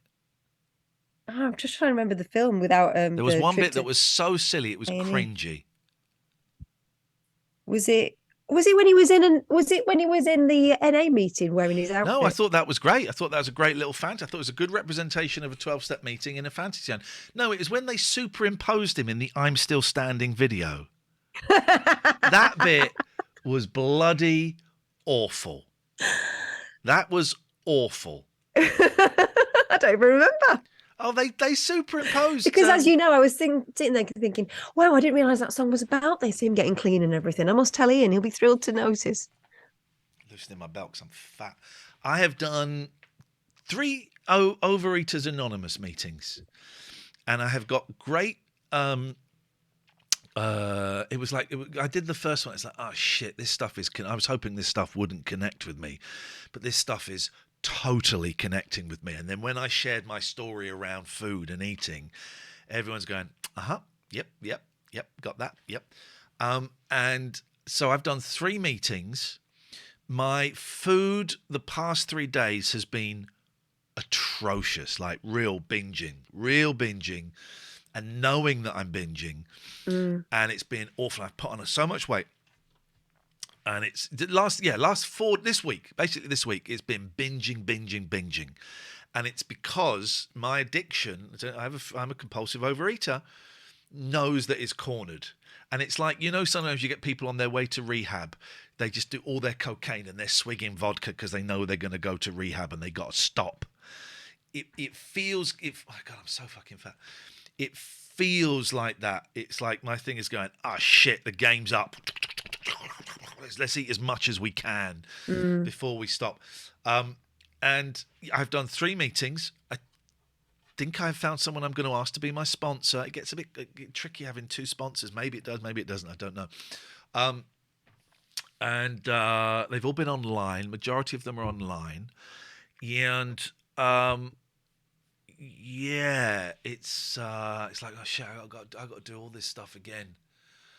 I've still got a few step nuts and mends to make to a couple of people The only viewer, I can see what you're trying to do, get a bit of attention and everything, but you're coming across as a prick. So consider this strike two. No, I tell you what. In Katherine, fact. go with your instincts. Yes. He's bad. He's bad. What were we thinking? Always go with our instincts. When an adult starts picking on another adult for wearing glasses, one, probably a prick. Secondly, goes in on this one. Oh, hang on a minute. Yeah. It's we always trust our instinct. I keep forgetting it, and I've had a couple of instances in the past where it was like, should have just knew. Should have just we knew. And there's an example there. So thanking you, goodbye, Auf Wiedersehen. So yeah, and I feel physically awful at the moment because of food. It's a real struggle. I made a meal from the HelloFresh, and I had one serving, but then because I found, as I was eating that, I found out that I'd messed up about going ice skating with you on Sunday. And so then I dished up the rest of it. And I'm right. And I managed That's to stop. so interesting, because when you told me about that mistake, and it's a mistake, right? It's a human thing. I said to you, you don't need to be, it's not a thing. But I could tell you it had already taken hold, that it was a big deal, and it wasn't just about making a mistake in terms of, communication, but it was you being a shitty person and all this kind of stuff. I could see that was what was happening. Yeah. Yeah. How do we get around that? I don't know. By doing the steps again. What time is the ice skating on Sunday? It's like 7 or something. Could you let me know, please? Yeah, I will let you know. I'll have a look. Sofa, who is in recovery, says, last hospitalisation, I was drinking in the ambulance on the way there from a coloured water bottle. Yeah, very common. Sorry you had to go through that. That sounds hellish. Here's the thing. We have these conversations all the time, right? And you don't realise the impact it has on people. It might ring a dim bell with someone who is in someone's orbit that could do with some help. It might ring a very loud one with someone who recognises that something that's going on isn't necessarily the best for them, and they are starting to get to the point where they want to do something about it. I was having a conversation with someone I know pretty well, see him all the time, the other day, and he said to me, I said, how are you? And I sort of told him all my stuff and offloaded, and we had a bit of a chuckle about it, blah, blah, blah. And then I said, how are you? And he went, oh, do you know what? I'm a lot better. I've started going to meetings, right? And he doesn't know about this side of my life necessarily. He doesn't know that bing is for me. I get the code, And I went, oh yeah. And he went, yeah, I've joined AA. And we had a whole conversation about it, that he didn't realise that I knew so much about it, and I didn't realise that he was someone who could do with, joining or anything. Yeah. But we put 2 and 2 together, and we had a really interesting conversation about it. And he's sort of 5 months in, he's finding it's working. I sort of asked about his partner to see whether she was getting any support as well, because that's also a thing, isn't it? Yeah. But I think he'd said it not knowing what the reaction would be. And what happened was he unlocked someone who might be helpful in some way. You were involved in a higher power moment there. You were an unwitting pawn in a higher power moment. That was the universe. It was great. Conversation up. Yeah. It was great. It also happened when I was in the Lake District. We and the kids were sort of, we just got out of the car. It was in Keswick, I think. And we were walking along, and there was this guy selling wristbands for mental health. And so I bought a few, and the guy sort of said, oh, thanks very much. Just, I'm not going to give you a spiel or anything, but they helped me, and I've been going through this. And we started talking, and we ended up having the addiction chat. And I was standing there talking to him for about 45 minutes. And it was a kid-friendly conversation. The children were there. And so all of us got something out of that conversation. Yeah. And that is because of you. Huh? What? Sorry? The fact is, right, I don't realise we've lived through this together. You actually going through it and me walking alongside you, right? I'm just going to put my blanket on. And both of us, from that, have become more useful human beings. That's the great side of it, right? The bad side of it is if you don't get hold of it and you become a human being who devastates lives, right, and carries on ploughing through. But I think both of us have become that person who surprises other people by knowing stuff and by being understanding about things that people are really still very ashamed of. And hopefully, one of us at a time, the influence starts to become positive rather than negative, in people's lives. That's what I hope anyway. And that guy was really touched. Yeah. He said, "Thank you for stopping to talk to me. And also, thank you. It's been really interesting talking to you. You've made me think about a few things." In terms of my recovery, I don't often throw forward, but I sit here and I'm fingering my 1 month chip. Right? I just like the feel of it, and I've worn it's red, and I've worn all the paint off. And I sit here when I'm doing stuff on Zoom. I was teaching on Wednesday, and I was doing it. I do it when I'm counselling. I kind of do it. I had my 18-month chip here as well, but this is a little bit flimsier, and I like it. In 19 days, God willing, 2 years. 19 days. I don't normally throw forward like that, because who knows what's going to happen tomorrow. I know tonight I'm going to go to bed and be clean and sober. Who knows what's going to happen tomorrow. But look, my sister said yes, and that's going to make me cry. So yes, in 19 days, 20th of December, 2 years. Isn't that something? Yeah, and look at the difference. Isn't that something? Yeah. Look at the difference. Isn't it? Thank you, Raymond. So that is something. What time, please, is the ice skating? Oh, let me look at my emails. And what time do we need to be there? Because I'm looking. I think it's going to I be. can come and get you. Peter Savage. I don't know. No, I'm talking about the. There is a chance the boys might be, but I think Oh, it's too okay. tight. Yeah. I don't know if Peter Savage is here, but thank you so much for your sub. Sofa Bum, thank you for your support as well. I know we never really. David says, "Man up here." I know we never really talk about it, Sofa, but I do. It's your support is appreciated immensely. Right, here we go. It is 1900 hours. What time do we have to get there? Because it's one of those ones. The session starts at 7. Get there early. Yeah. So I reckon we get there at least 45 minutes before. Okay, because I've just had a message. We'll have to queue up and get skates and that. Yeah. But they're pretty good with the changeovers.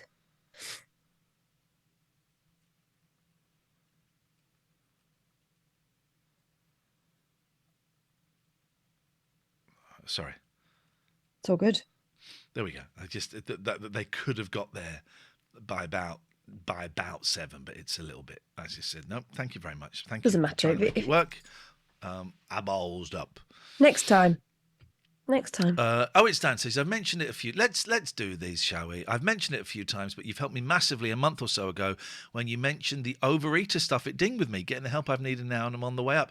Oh wow. Okay, so the food stuff has clicked with you. Wow. Coffee talk. I've got to go to get a haircut to go to a Christmas party in a few days. I hate having to throw myself together before it's time. Yeah, I know what you mean. Jam Dot says, I struggle with eating. There is an ex-footballer that said you wake up and make your bed, referring to fighting battles one day at a time. Every time I wake up and make my bed, it keeps me going.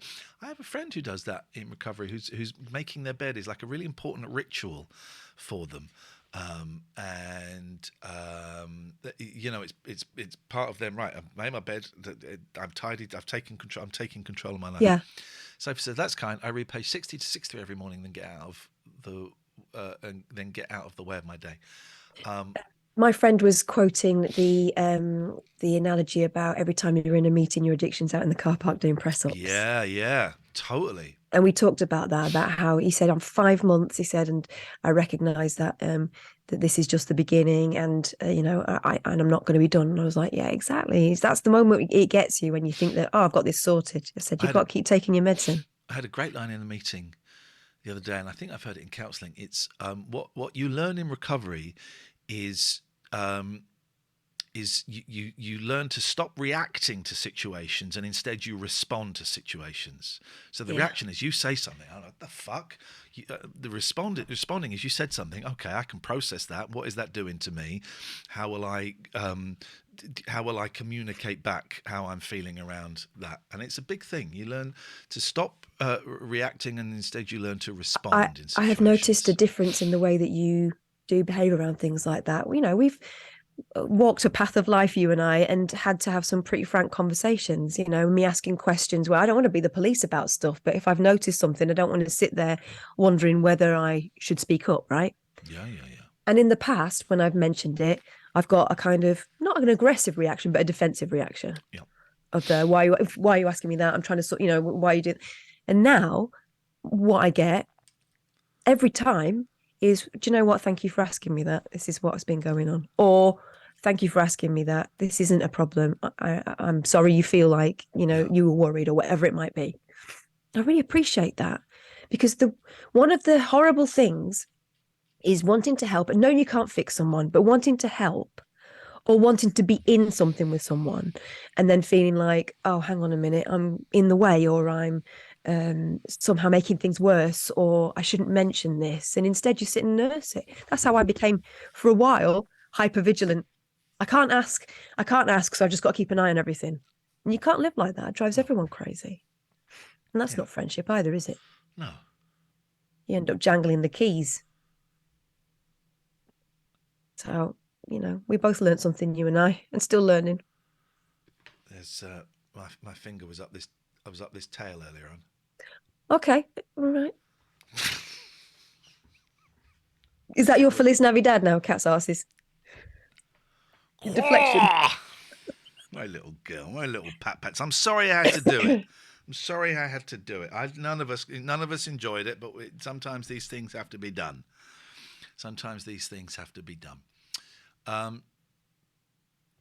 Well, it's interesting that the food thing is connected with people, because that's still my kind of discovery. I will send you the. There are so many unhealthy conventions and traditions around food, aren't there? Same as there is with drinking. Send you. So I bought a couple of books, but I also bought a leaflet. But I've got it on my Kindle, and I shall show it to you. It's called. I think it's called "What Do I Do Next," and it's about it is OA for you and stuff like that. And I know I don't for 1 second. I'm not suggesting you should be a member of that fellowship at all, but I know that you have had a history of not a particularly healthy relationship with food. Yeah, but my reaction, and it's weird, isn't it? When we went out for that meeting the other day, a meal the other day with people, your response and my response both went to appetite, didn't it? Yeah. So you were nervous about it, so you said you ate more, and I was so nervous I couldn't eat anything. And But that is also there are people in Overeaters Anonymous who undereat. But I just think you might find it interesting reading. I do think a couple of the things might tick with you. Not for 1 second suggesting that you should be a member at all. This isn't me going, hey, why don't you have a look at this? I just think you might find it interesting. A, you get a slightly better insight of me, and B, I think there'll be a few things you go, oh God, okay, I do that. But I found that with the 12-step stuff, I can apply it to various things in my life as well. So yeah, I'll be up for that. I'll have to have a look. Okay, I will lend you my Kindle, because I don't know how to print it off a Kindle and hand it to you. Could you take a photograph of it? Yeah, this is why I don't really like buying things on Kindle, because as I said, I download them from a hooky website. Outrageous. I don't know if you noticed there's a cat. That cat tail is caressing your lips. That's the same tail as, what do they call it? A raccoon. Yes, it is. A raccoon. I buy a raccoon vagina really has. My sister used to live in San Francisco, and she says when she used to bring the groceries back, the raccoons used to lie in wait for her. And she used to try and silence all her jars and bottles and things. She came up the path, because as soon as it rattled, it came out. She said at one point one was banging on the back door. Is that a euphemism? You don't want that. Tomorrow night, I keep putting it in the description, but tomorrow night we're going to do it. We're going to play Uno. Okay. So bring your Uno cards. All right. We're on Twitch. Well, you don't. No, I'm not saying to you. I'm saying to I've got Uno cards here. Right. Yeah. But the viewer, tomorrow night, bring your Uno cards to the show, because we will be playing Uno. We can do it on Zoom, and you can join in and have a proper Uno tournament. That's how we first met Alistair. So I don't know if Alistair wants to come back and try and reclaim his title. Please don't call this. Just do that one more time, because I spoke over it. Re-Uno-yen. Yeah, it did sound as shit as I thought it did. Coffee Talk is telling us about an insane dream where he thought he'd killed a dog. Okay. Right. Have I heard of the Cybertronic spree? No. I don't know what the Cybertronic spree is. What is? Is it something we have, or you can catch, or? Please sit down. Don't claw this, because you break my heated blanket. You can sit on it. Don't claw it. You can sit on it. You can sit on it. Just sit down, because the clawing doesn't really do anything. That's it. Good girl. It's a band, but very cool. Do you mean the Polyphonic Spree, Professor? Because if it's the Polyphonic Spree, yes, I hosted a TV show where they were the guests. Wow. Didn't know who you were dealing with, did you? Yeah. Yeah. Exactly. Hello, little Baba. My little Baba. Thoughts on Christine McVie? One of the best.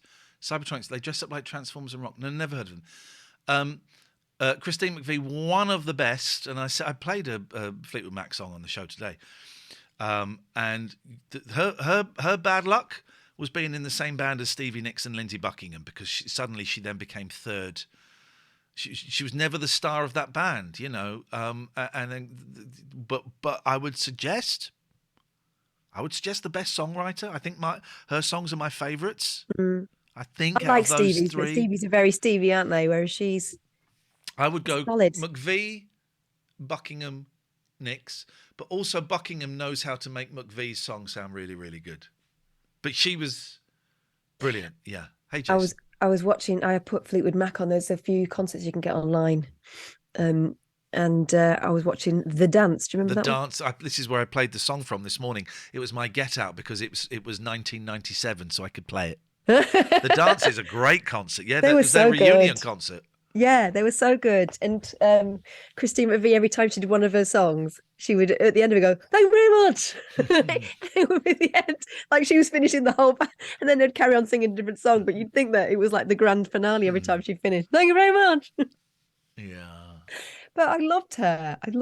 And you know, really sensitive, thoughtful songwriter. And my God, didn't they need that woman in that band? Did you? At the same time, obviously, she must have be a bit of a madhead, because she ended up with your man Wilson, Dennis Wilson. Did you see this clip? And this is a little bit. I think we'll see the Dennis Wilson. Have you seen this clip? Go on. Zoom screen. This is fucking nuts. Mo, what do you want us to say? Hello, Mo, grab this. Mo, cup this. 21 today. Now, Stevie Nicks doesn't know this song. My mum knows that song. Yeah, everyone knows this song in this country. Gingerbread Mark, thank you for the stub. Are you still doing the phoning thing on Patreon? I'm sorry, I can't afford to join. Yes, we are. We do it every 2 shows a week. Stevie Nicks doesn't know 21 today. Listen. 21 today. I've got the key of the door. Never been 21 before.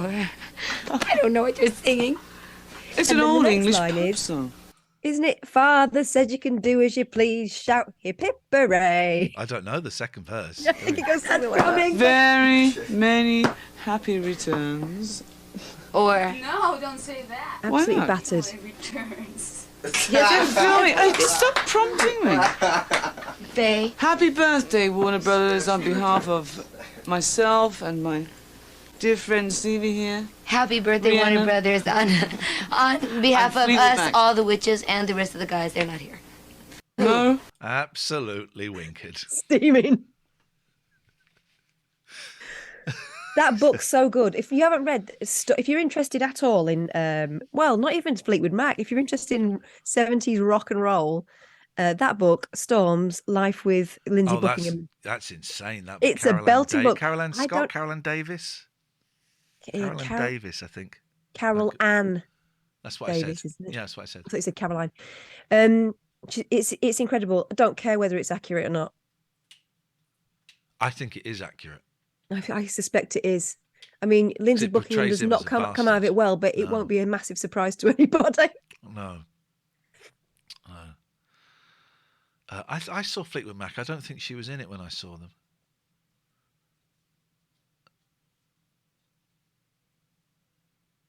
Yeah.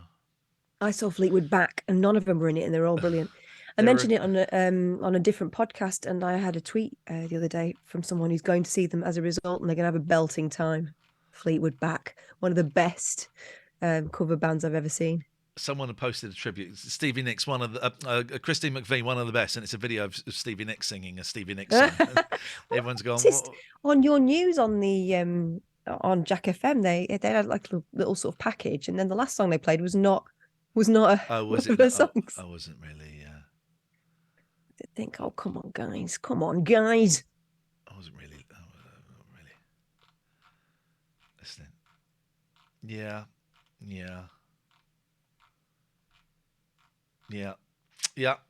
That's our thoughts on Christine McVie. We thought a lot of her. Yeah, one of the best. So with Spotify, my Spotify doesn't always open. Will it open? No, it's not opening. You can get your Wrapped Up, where it tells you like your top songs that you've listened to in the year. Right. And it says my number one song was Saturday Night by Bay City Rollers. Now, I played it a lot. Well, yeah. You had a big Bay City Rollers job, didn't you? But I've played Jezza Hell like twice as many times as that in the last week. Although I tried to listen to it tonight and it didn't work. It had gone. But I don't think those stats are accurate. Saturday Night, I played a lot. It was not the most... it stops tracking in November, is it? It was not the most played song by me this year. The Bay City Rollers were not the fourth band that I'd listened to the most this year. No. They might have been, actually. But Saturday Night was not the biggest song. So it goes... Hey, Emily Jane, nice to see you. Hello. So it goes for you. Beatles, probably. Beatles. Hang on, I'll tell you what. Beach Boys. Hanson. No. I tell you what, it comes up as bullshit is how it comes up. I'll tell you, hang on. This is, do you not know? That's first time caller. Oh, his eyes are shut. That's first time caller. Oh, I can't see it because I'm screen. You're still on. I can't see. Okay, well. You're on small. Right. Hang on, let me make you bigger. No, it's all right because it makes my thing go out of focus. So you've seen it. Oh, show me again. Oh, just send it to me. I'll send it you. I was interested as to what he looked like. I keep hearing an announcer on like BBC Three or something that sounds just like him. It can't be, can it? Oh, someone said that he was on BBC Oxford. Yeah, it can't. You know, it isn't him. Let me try and find. So these are. Oh, bloody hell! Hang on. Has he got his eyes shut in that picture? Or is he magic? You've all seen this, 2 right, or 3 guys? minutes can change your life. And it has. And maybe this time it's going to be you. So please audition now for next year's season, and I'm looking forward to meeting you. I always say on this show, 2 or 3 minutes can change your life. Now, let's just have a little moment. That must have taken about 2 hours, that. Everything that they deleted the video. Britain's Got Talent deleted the video, deleted the tweet. Right. Is he not well?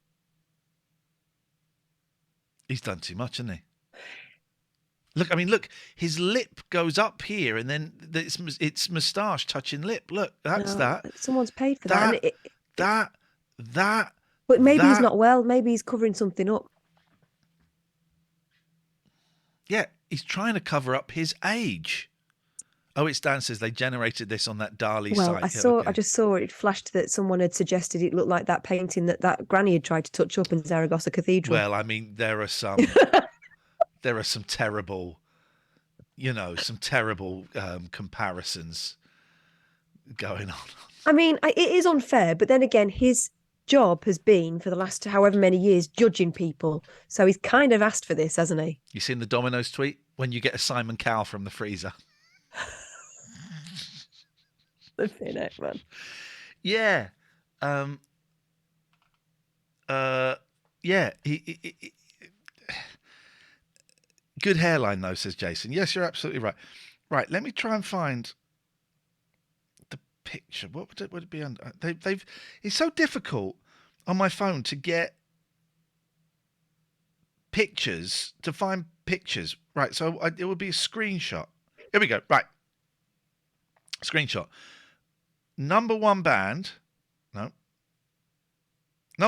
Beach Boys. Number 2, Elvis Presley. Number 3, the Beatles. Number 4, the Bay City Rollers. Number 5, George Harrison.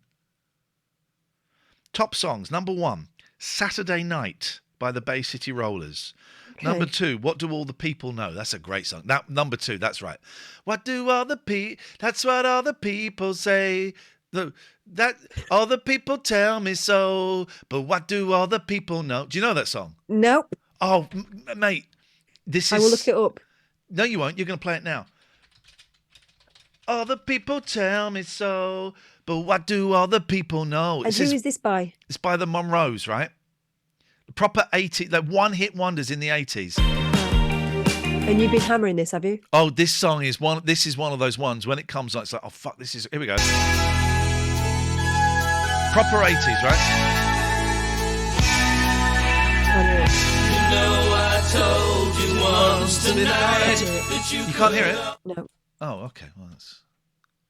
My screen sharing is paused. Hang on. New share. That. More. Share sound. Okay, here we go. Here we go.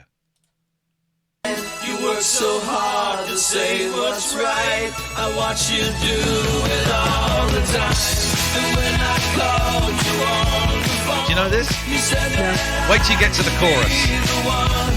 But here I'm standing all alone, and you're out lying in the sun. Tell me, am I getting in too deep? Every night I'm talking in my sleep. Here we go. Lately I'm so confused. I really don't know What did the 80s sound like? Well, listen to this bit. This bit is great. Could you be the one I'm thinking of? Could you be the girl I really love? All the people tell me so, but what do all the people know? You know It's such a good song. Here we go. I really love. All the people tell me so, but what do all the people know? This ending is wonderful. All the people tell me so, but what do all the people know?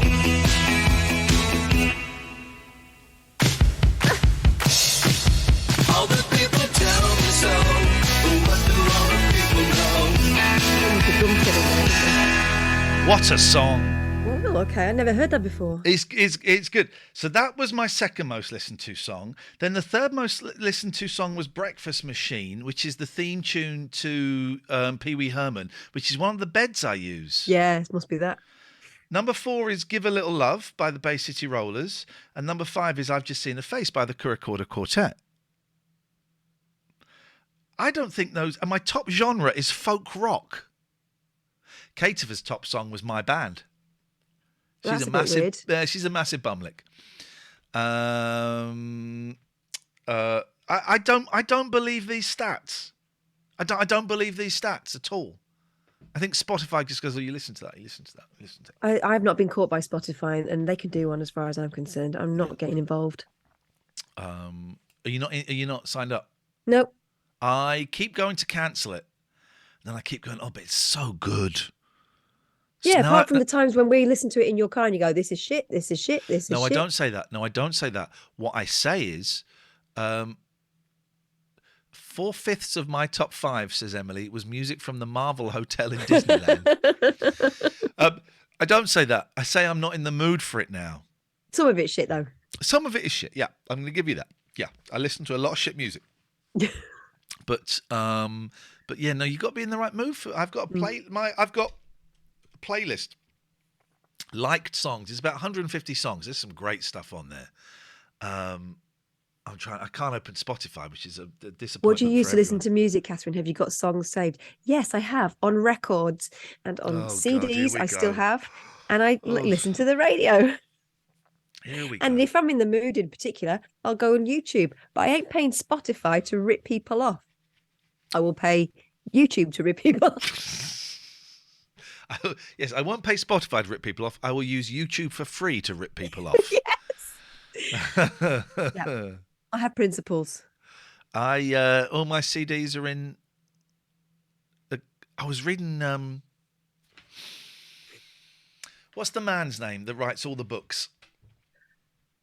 Dave, the man's name writes all the books. Oh,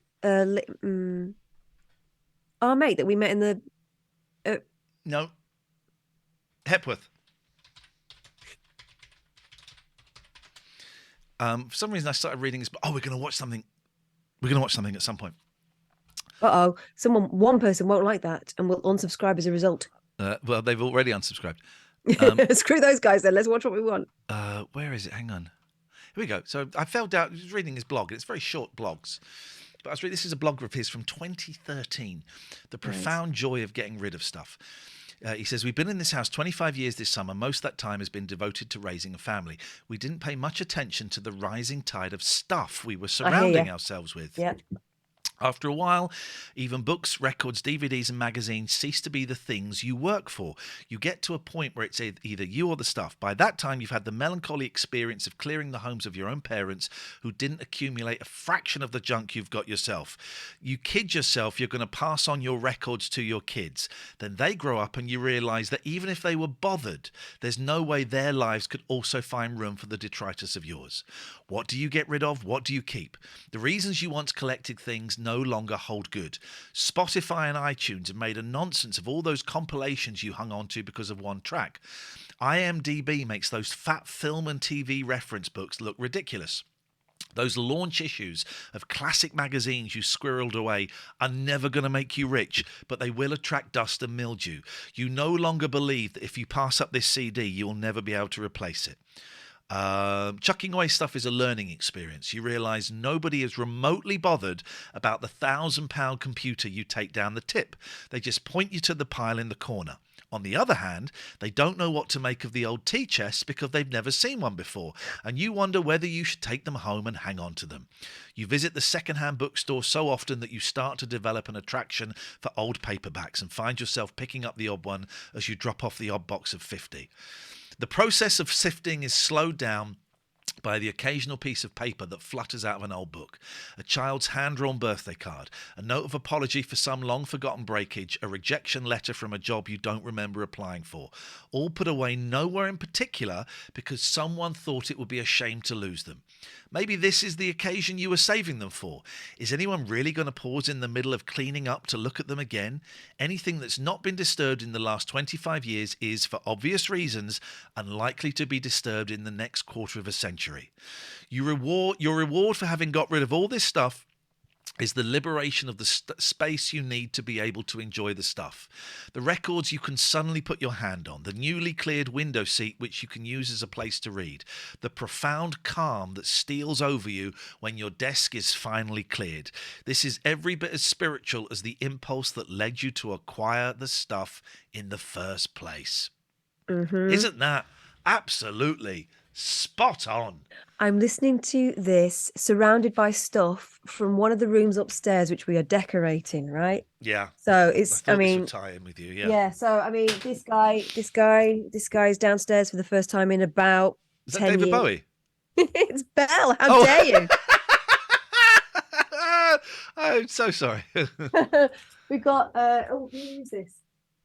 Oh yeah, scary Spanish baby doll. I mean, oh Jesus Christ, that looks real. I know. Well, that was the beauty of Spanish baby dolls. They were terrifying. We've got all these things, but this one I can't get rid of this one. This is precious.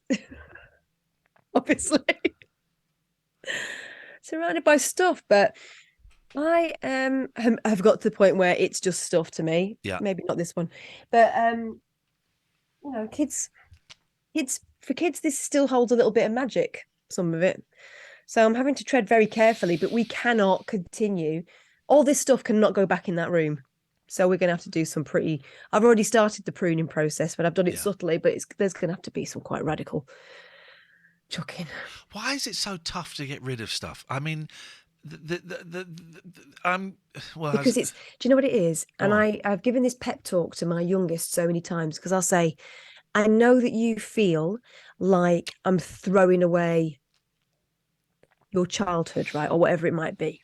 But that's still there. It's not about having the thing. It's about having had that experience, right?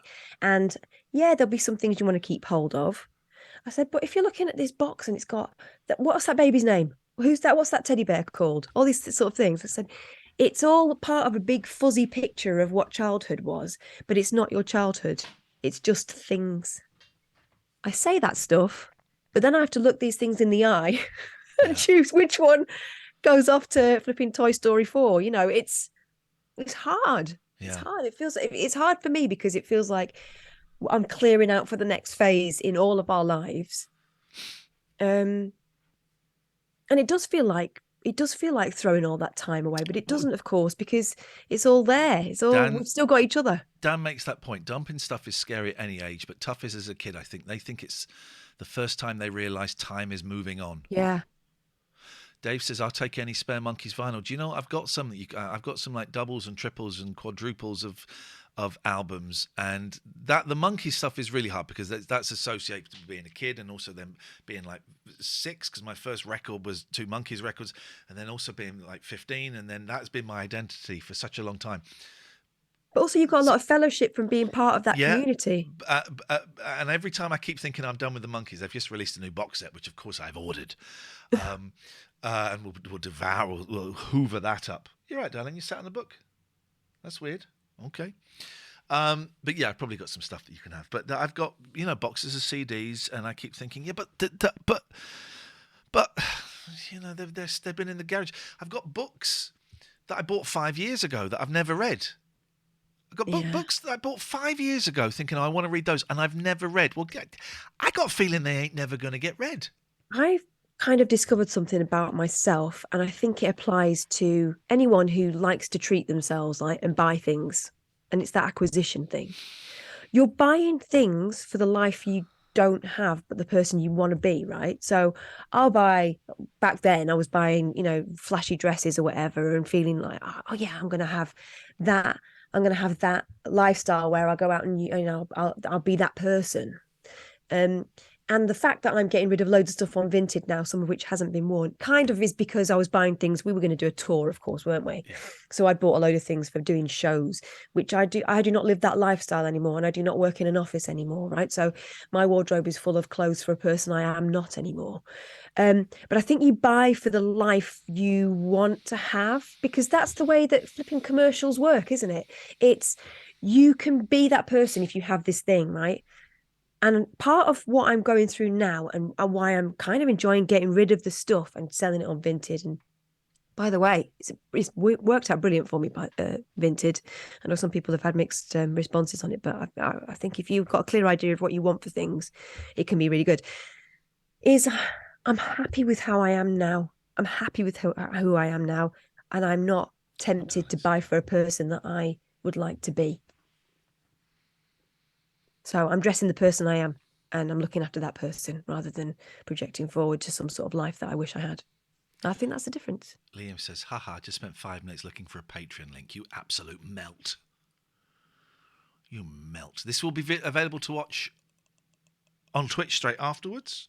I'll also upload it to YouTube. We played a little bit of Beatles, so we might get in a little bit of trouble there, but that's the way it goes. If you are a Patreon, you will get this as a podcast. I got your comments. We'll read your comments in a minute. You will get this as a podcast. How do I become a Patreon? It's very simple. The link will appear in the chat if you're listening to the if you're listening to the podcast, we put this one out for free, I guess, yeah. But Patreon, thank you, Richard. Patreon.com/Iain and Katherine, Patreon.com/Iain and Katherine. IAIN and Katherine with a K. This is how we feed our kids. I've got 3 jobs, including this, and it's, you guys know, at the moment this is Katherine's only source of income. That may change, but this is one of our jobs. This isn't like a little side hustle. This is really important. This helps feed our kids and pay our mortgage and on all of those things. So no, please, nobody has to apologise for not being able to afford it. You honestly, you really, really don't. Hello, baby girl. Look at this little sweetheart. There is a cat down there. He's not just being weird. This is how we feed our kids. Jack pays terribly. Counselling doesn't pay great, and but the 3 of them, it works for me. This is Katherine's only source of income at the moment. So please don't think this is, it's not begging or anything. You're getting something pretty decent for it, and you get a lot more with our Patreon system than a lot of other people. So go and have a little look, and maybe you just want to do it for a month, tip us for Christmas, whatever. That's cool. Stan says, you nailed it, Katherine. I noticed after COVID, when I bought a lot of stuff during lockdowns, I rarely buy things when I'm truly content. Just seems to be when I'm struggling in some way. Well said, Katherine, says Dean. George's woman. My daughter won't let me sort through her dad's stuff or even donate the beds of our dogs who have crossed the bridge. Yeah, stuff is strange. I think that when there's been grief as well, and we've had a bit of that because obviously we're I'm not with my husband anymore, so my kids have gone through that kind of transition of different life being different, and thank God we're all kind of still friendly and it's all very civil, and it's been surprisingly smooth, really. But of course, for a kid, it's a tricky situation, especially when it was also kind of, as far as she knew, amicable beforehand. So it was a big shock. And I think that has been a thing, especially for my youngest, of I can't control this. I'm hanging on to everything. Change is happening around me. And I just want to stay as I am for the moment. And I think grief is a similar thing. I remember when my granddad died, my grandma had new glasses and she would not wear them. And we worked out it was because she wasn't ready to look different. She wanted to be the same person. She'd lost her husband, the one that she'd been married to for 50 odd years. Yeah. She wasn't ready for change at that point, so she wouldn't wear those glasses. And it's the same thing. People just want to hang on for a second. Just hang on for a second. Everything's moving on and I'm not ready. And that's completely understandable, I think. As you know, I used to buy a lot of stuff because I thought it would fix me. Yeah. And I'm so much better now. Much better. I heard on a podcast, it was one of the, what's her name? Glennon Doyle. She said people that feel less than buy more. And that's been the way that people have pitched things, especially to women, cosmetics companies and stuff. Oh, you're getting old. Let's sort that out for you. And people are going, oh, am I getting old? I thought that this was okay. All that stuff. Make you feel a little bit shit about yourself and you'll want to buy something to fix it. But, as you know, Ian, as soon as that package arrives and you open it, sometimes you go, first of all, sometimes you don't remember ordering it. And second, you go, oh, who knew? I feel absolutely no different at all. Yep. Your brand can reach passionate or not scratch the itch. Solved it. Also reading the David Hepworth blog, I was reminded of a TV show that actually I've been thinking about a while ago. And I couldn't remember what it was. Years ago, I went to the Barbican to see. Remember, we watched that teenage diary of that young lad wanting to be a rock star. Yes, it was a cult thing at college, and it was passed around on tape. But they screened it at the Barbican, and there was a big rumor he was going to turn up, and he didn't. But they also screened some other things, right? And I couldn't remember what it was. There was this program, which I'm just going to show you a little bit of, and maybe we'll watch some of this tomorrow. Zoom screen. It's a documentary from about 1973 about this kid, Darren Byrne, and they were trying to make him into a pop star. Oh, God. It does have Jonathan King in it. I warn you now, so we will skip through those bits if we watch it tomorrow. But it's a fascinating insight into the pop singing in the 70s and what they were trying to do. This is just a random bit it's landed on. We'll have a little bit of this. In love eternally beneath my... Oh, no, what is it? Love eternally beneath my feet. All right. Begin to crumble beneath my... Beneath my feet. Do you want to write something down? My love and I will be in love eternally beneath my feet. Just as a side note, this is a weird lyric to get a kid to sing, isn't it? It's a what? A weird lyric to get a kid to sing. Why? About being in love eternally. He's 5? I remember those vests, though. I used to like those vests. To crumble. Okay, Can we have it from the top? With any luck. I'd like to go through it from the top. And take it on a separate track.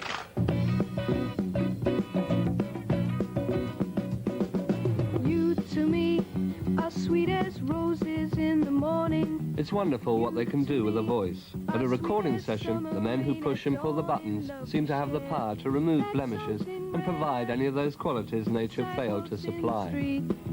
The concrete and the clay beneath my feet begins to crumble.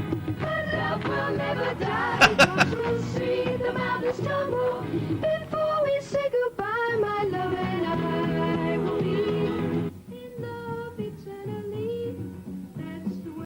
And all of my days. It's poor kid. Right. Okay. Now you're doing a lot of things naturally well. Your stance is not bad at all. You of course, you remember Darren Byrne, don't you, Kat? You remember the songs that he had in the charts? No. Of course you didn't, because it never happened. And this whole thing, it was his parents were pushing him, and this whole thing effed him up. You know that he would end up being a YouTube kid now. Yeah. You must try and keep your weight reasonably evenly distributed, so that you can move in either direction. These are all record people. I haven't seen it for 20 years. Probably closer to 30 years. These are all 25 years. These are all record people that are trying to mould him without having to shuffle your weight onto the other foot. If anything, you should try and keep smiling at all costs. This is the other thing that tends to look good on stage. Keep up to about 2 million people. Therefore, it really has a greater value than taking a press ad, because that reaches a very limited audience. Is this guy's dad? Could be. So they're all talking. It's one of those things where they're all talking about him as product. Yeah, horrible, isn't it? Yeah, we'll. I think maybe we'll watch a little bit of that, but then there's a whole series of this, right? There's a whole series. Oh gosh, there was one. Hang on. There was one that looked good. Can she sing? I kind of felt. Here we go. Man Alive. Can she sing? Does it matter? 1967. Judith Powell, blonde, 21, an art student with good looks and a guitar, wants to be a pop star. The pop machine has just discovered her and taken her over. She's being trained, groomed, and prepared for pop stardom. She used to be a nobody. Now they hope to make her a somebody.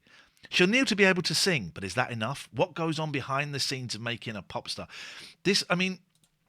Some of these I will watch in the privacy of my own time, but... Your sister just mentioned there's a documentary, The Most Beautiful Boy in the World. I've seen that. That's incredible. Oh, I don't know that. Mm. Open your eyes, Judith. You'll have to cheat. That's it. Good.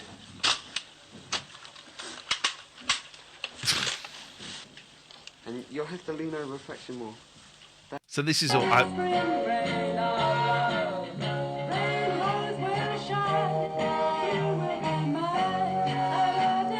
She sounds shit, but she actually sounds really good. Better than Nico. Oh, come on!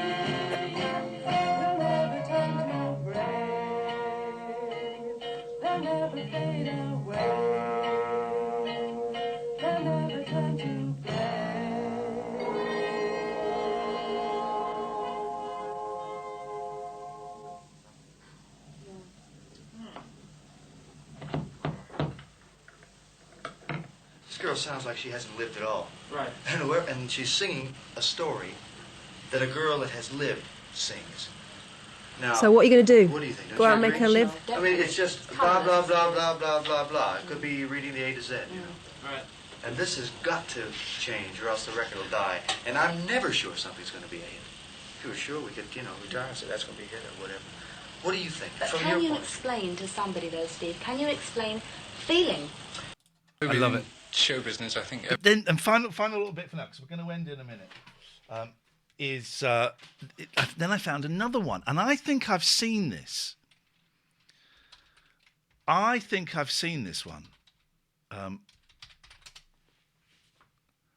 The Disc Jockeys from 1970. Because we do so many different things on the show. So there's bound to be one. Whatever happened to that lad? I mean, even the director general died. has told me a few bits that It's Kenny Everett. I know, I'm making a joke. I've actually spoken. He's a nice I'm not old going to man, bother. Nice old man. Every single one has been rebuffed tonight. £45 a week, Every single though. one. Bloody hell. These days, so many people take pop seriously. Sociologists analyze it. Writers in intellectual papers write about it. Well, where do you see pop in our culture? Oh, is it in our culture? Day, how simply wonderful, hooray. Honestly, I'm not a massive fan of Kenny Everett. I get it, and I'm glad that he happened because he paved the way for people like me. I don't really enjoy it. There we go. There's our man. It's just that there's no time for the traditional British breakfast. For the boy who at 27 has become as much a part of breakfast time as bacon and eggs.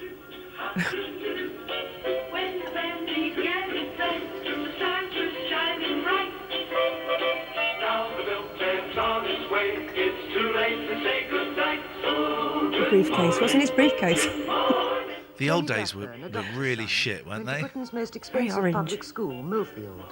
Then a course in business studies, 3 years as a singer with a dance band, a stint in pirate radio, before becoming, as he proudly calls himself, the Mary Poppins of Radio 1. He doesn't smoke, seldom drinks, votes Conservative, and after every show phones his mother in Bournemouth. The running order is planned by the producer after consulting Tony, but he's the only DJ on Radio 1 who doesn't have a producer at his elbow during the programme. The show is unscripted, although his grown jokes are written down in red exercise books, which he keeps handy.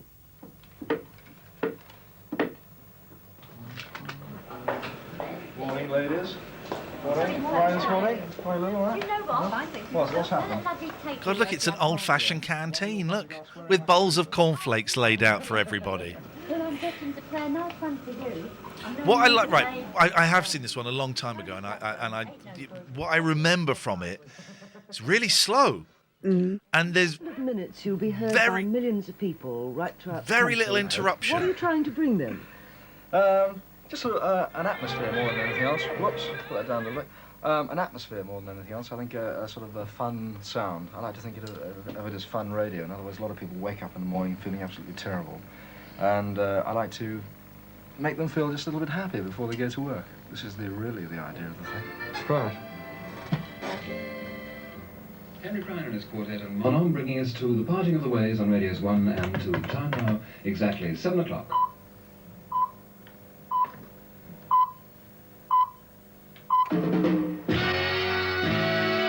This is wonderful Radio 1 on 247 meters. Where the action is. From now on. He handles the cassettes of prepared material. And on it goes, but it's brilliant. Those desks were still in operation when we were working for BBC. Luton, they had them, didn't they? They had Yeah. all of that shit. Incredible stuff. Anyway, maybe we'll have a little look at it. It might be a little bit too slow, but yeah, Liam, you're right. Really early days documentary editing style, more educational approach. Yeah, it's not. We are telling a story. This is not meant to be an entertainment, frothy, fast show with outrageous personalities. We're telling the story. We're telling the story about radio.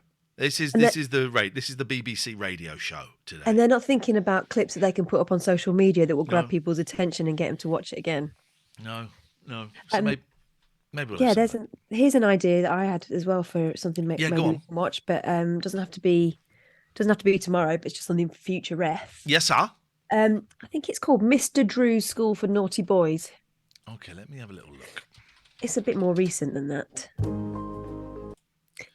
It's about one of these quote unquote inspirational teachers working with quote unquote problem children. Okay. And some of the kids are hilarious. World's Strictest Parents is the channel it's on. It's called Mr. Drew's School for Boys. That might be it. It looks a bit. Is it Darman style? No, it isn't. It was on TV ages okay. ago. Maybe I got. Is this the right thing? Let's have a little. Is there a look. trailer? Mr. Drew's Boys for School 1-1. Do you love Gantt charts? Let's see what we got.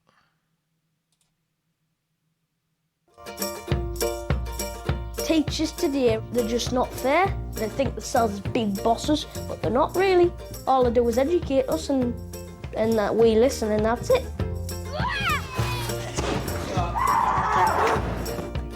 Boys aged 12 and under are almost 6 times more likely than girls to be kicked out of school. Leave me alone! 90% of male young offenders were excluded from school themselves. Who thinks school is bad?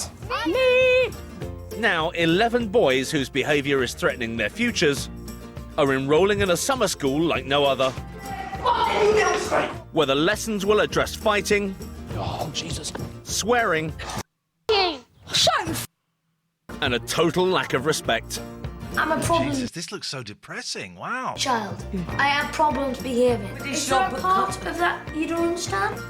Their parents will also be back in the classroom, forced to confront their son's behaviour. Do you think it was appropriate to tell a member of staff you wanted to smash her face in? And face up to their own shortcomings. I'm admitting to the world, dear, that I'm a shit mum. How do you think that makes me feel? The school will be run by inspirational Essex head teacher Stephen Drew. Suck it up. Get on with it. You can't always have your own way. Some people look at the child as disrupting their child's class and they almost want to write that child off at 9. What's that? What's that there? Oh, maybe he's just got a dry lip. Oh, well, that's put me off. Where's the inspiration I there? bet he smells like coffee and all. Years old, 10 years old, 11 years old, and I think it's wrong. I love you. Yeah, I'm glad you do. Failure is not an option. And that might mean I'm a right pain in the arse, but failure is not an option. Whoa, whoa, whoa. Can Mr. Drew and his team help these boys unlock their true potential before it's too late?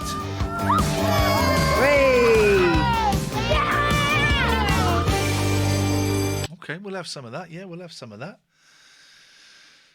Most definitely, we'll have a little bit of Those that. kids are hilarious. I think we are done for this evening. Thank you very much for watching. A quick reminder, if you want to see more of it, this is our last time ever on Twitch. We will be back tomorrow night on Twitch at 7 o'clock to see what has happened since we sensationally quit Twitch. So don't miss us tomorrow. If you want to see more shows, we do 2 shows a week that are behind a paywall. There's the Patreon link. Thank you very much. Okay. Thank you very much, Richard.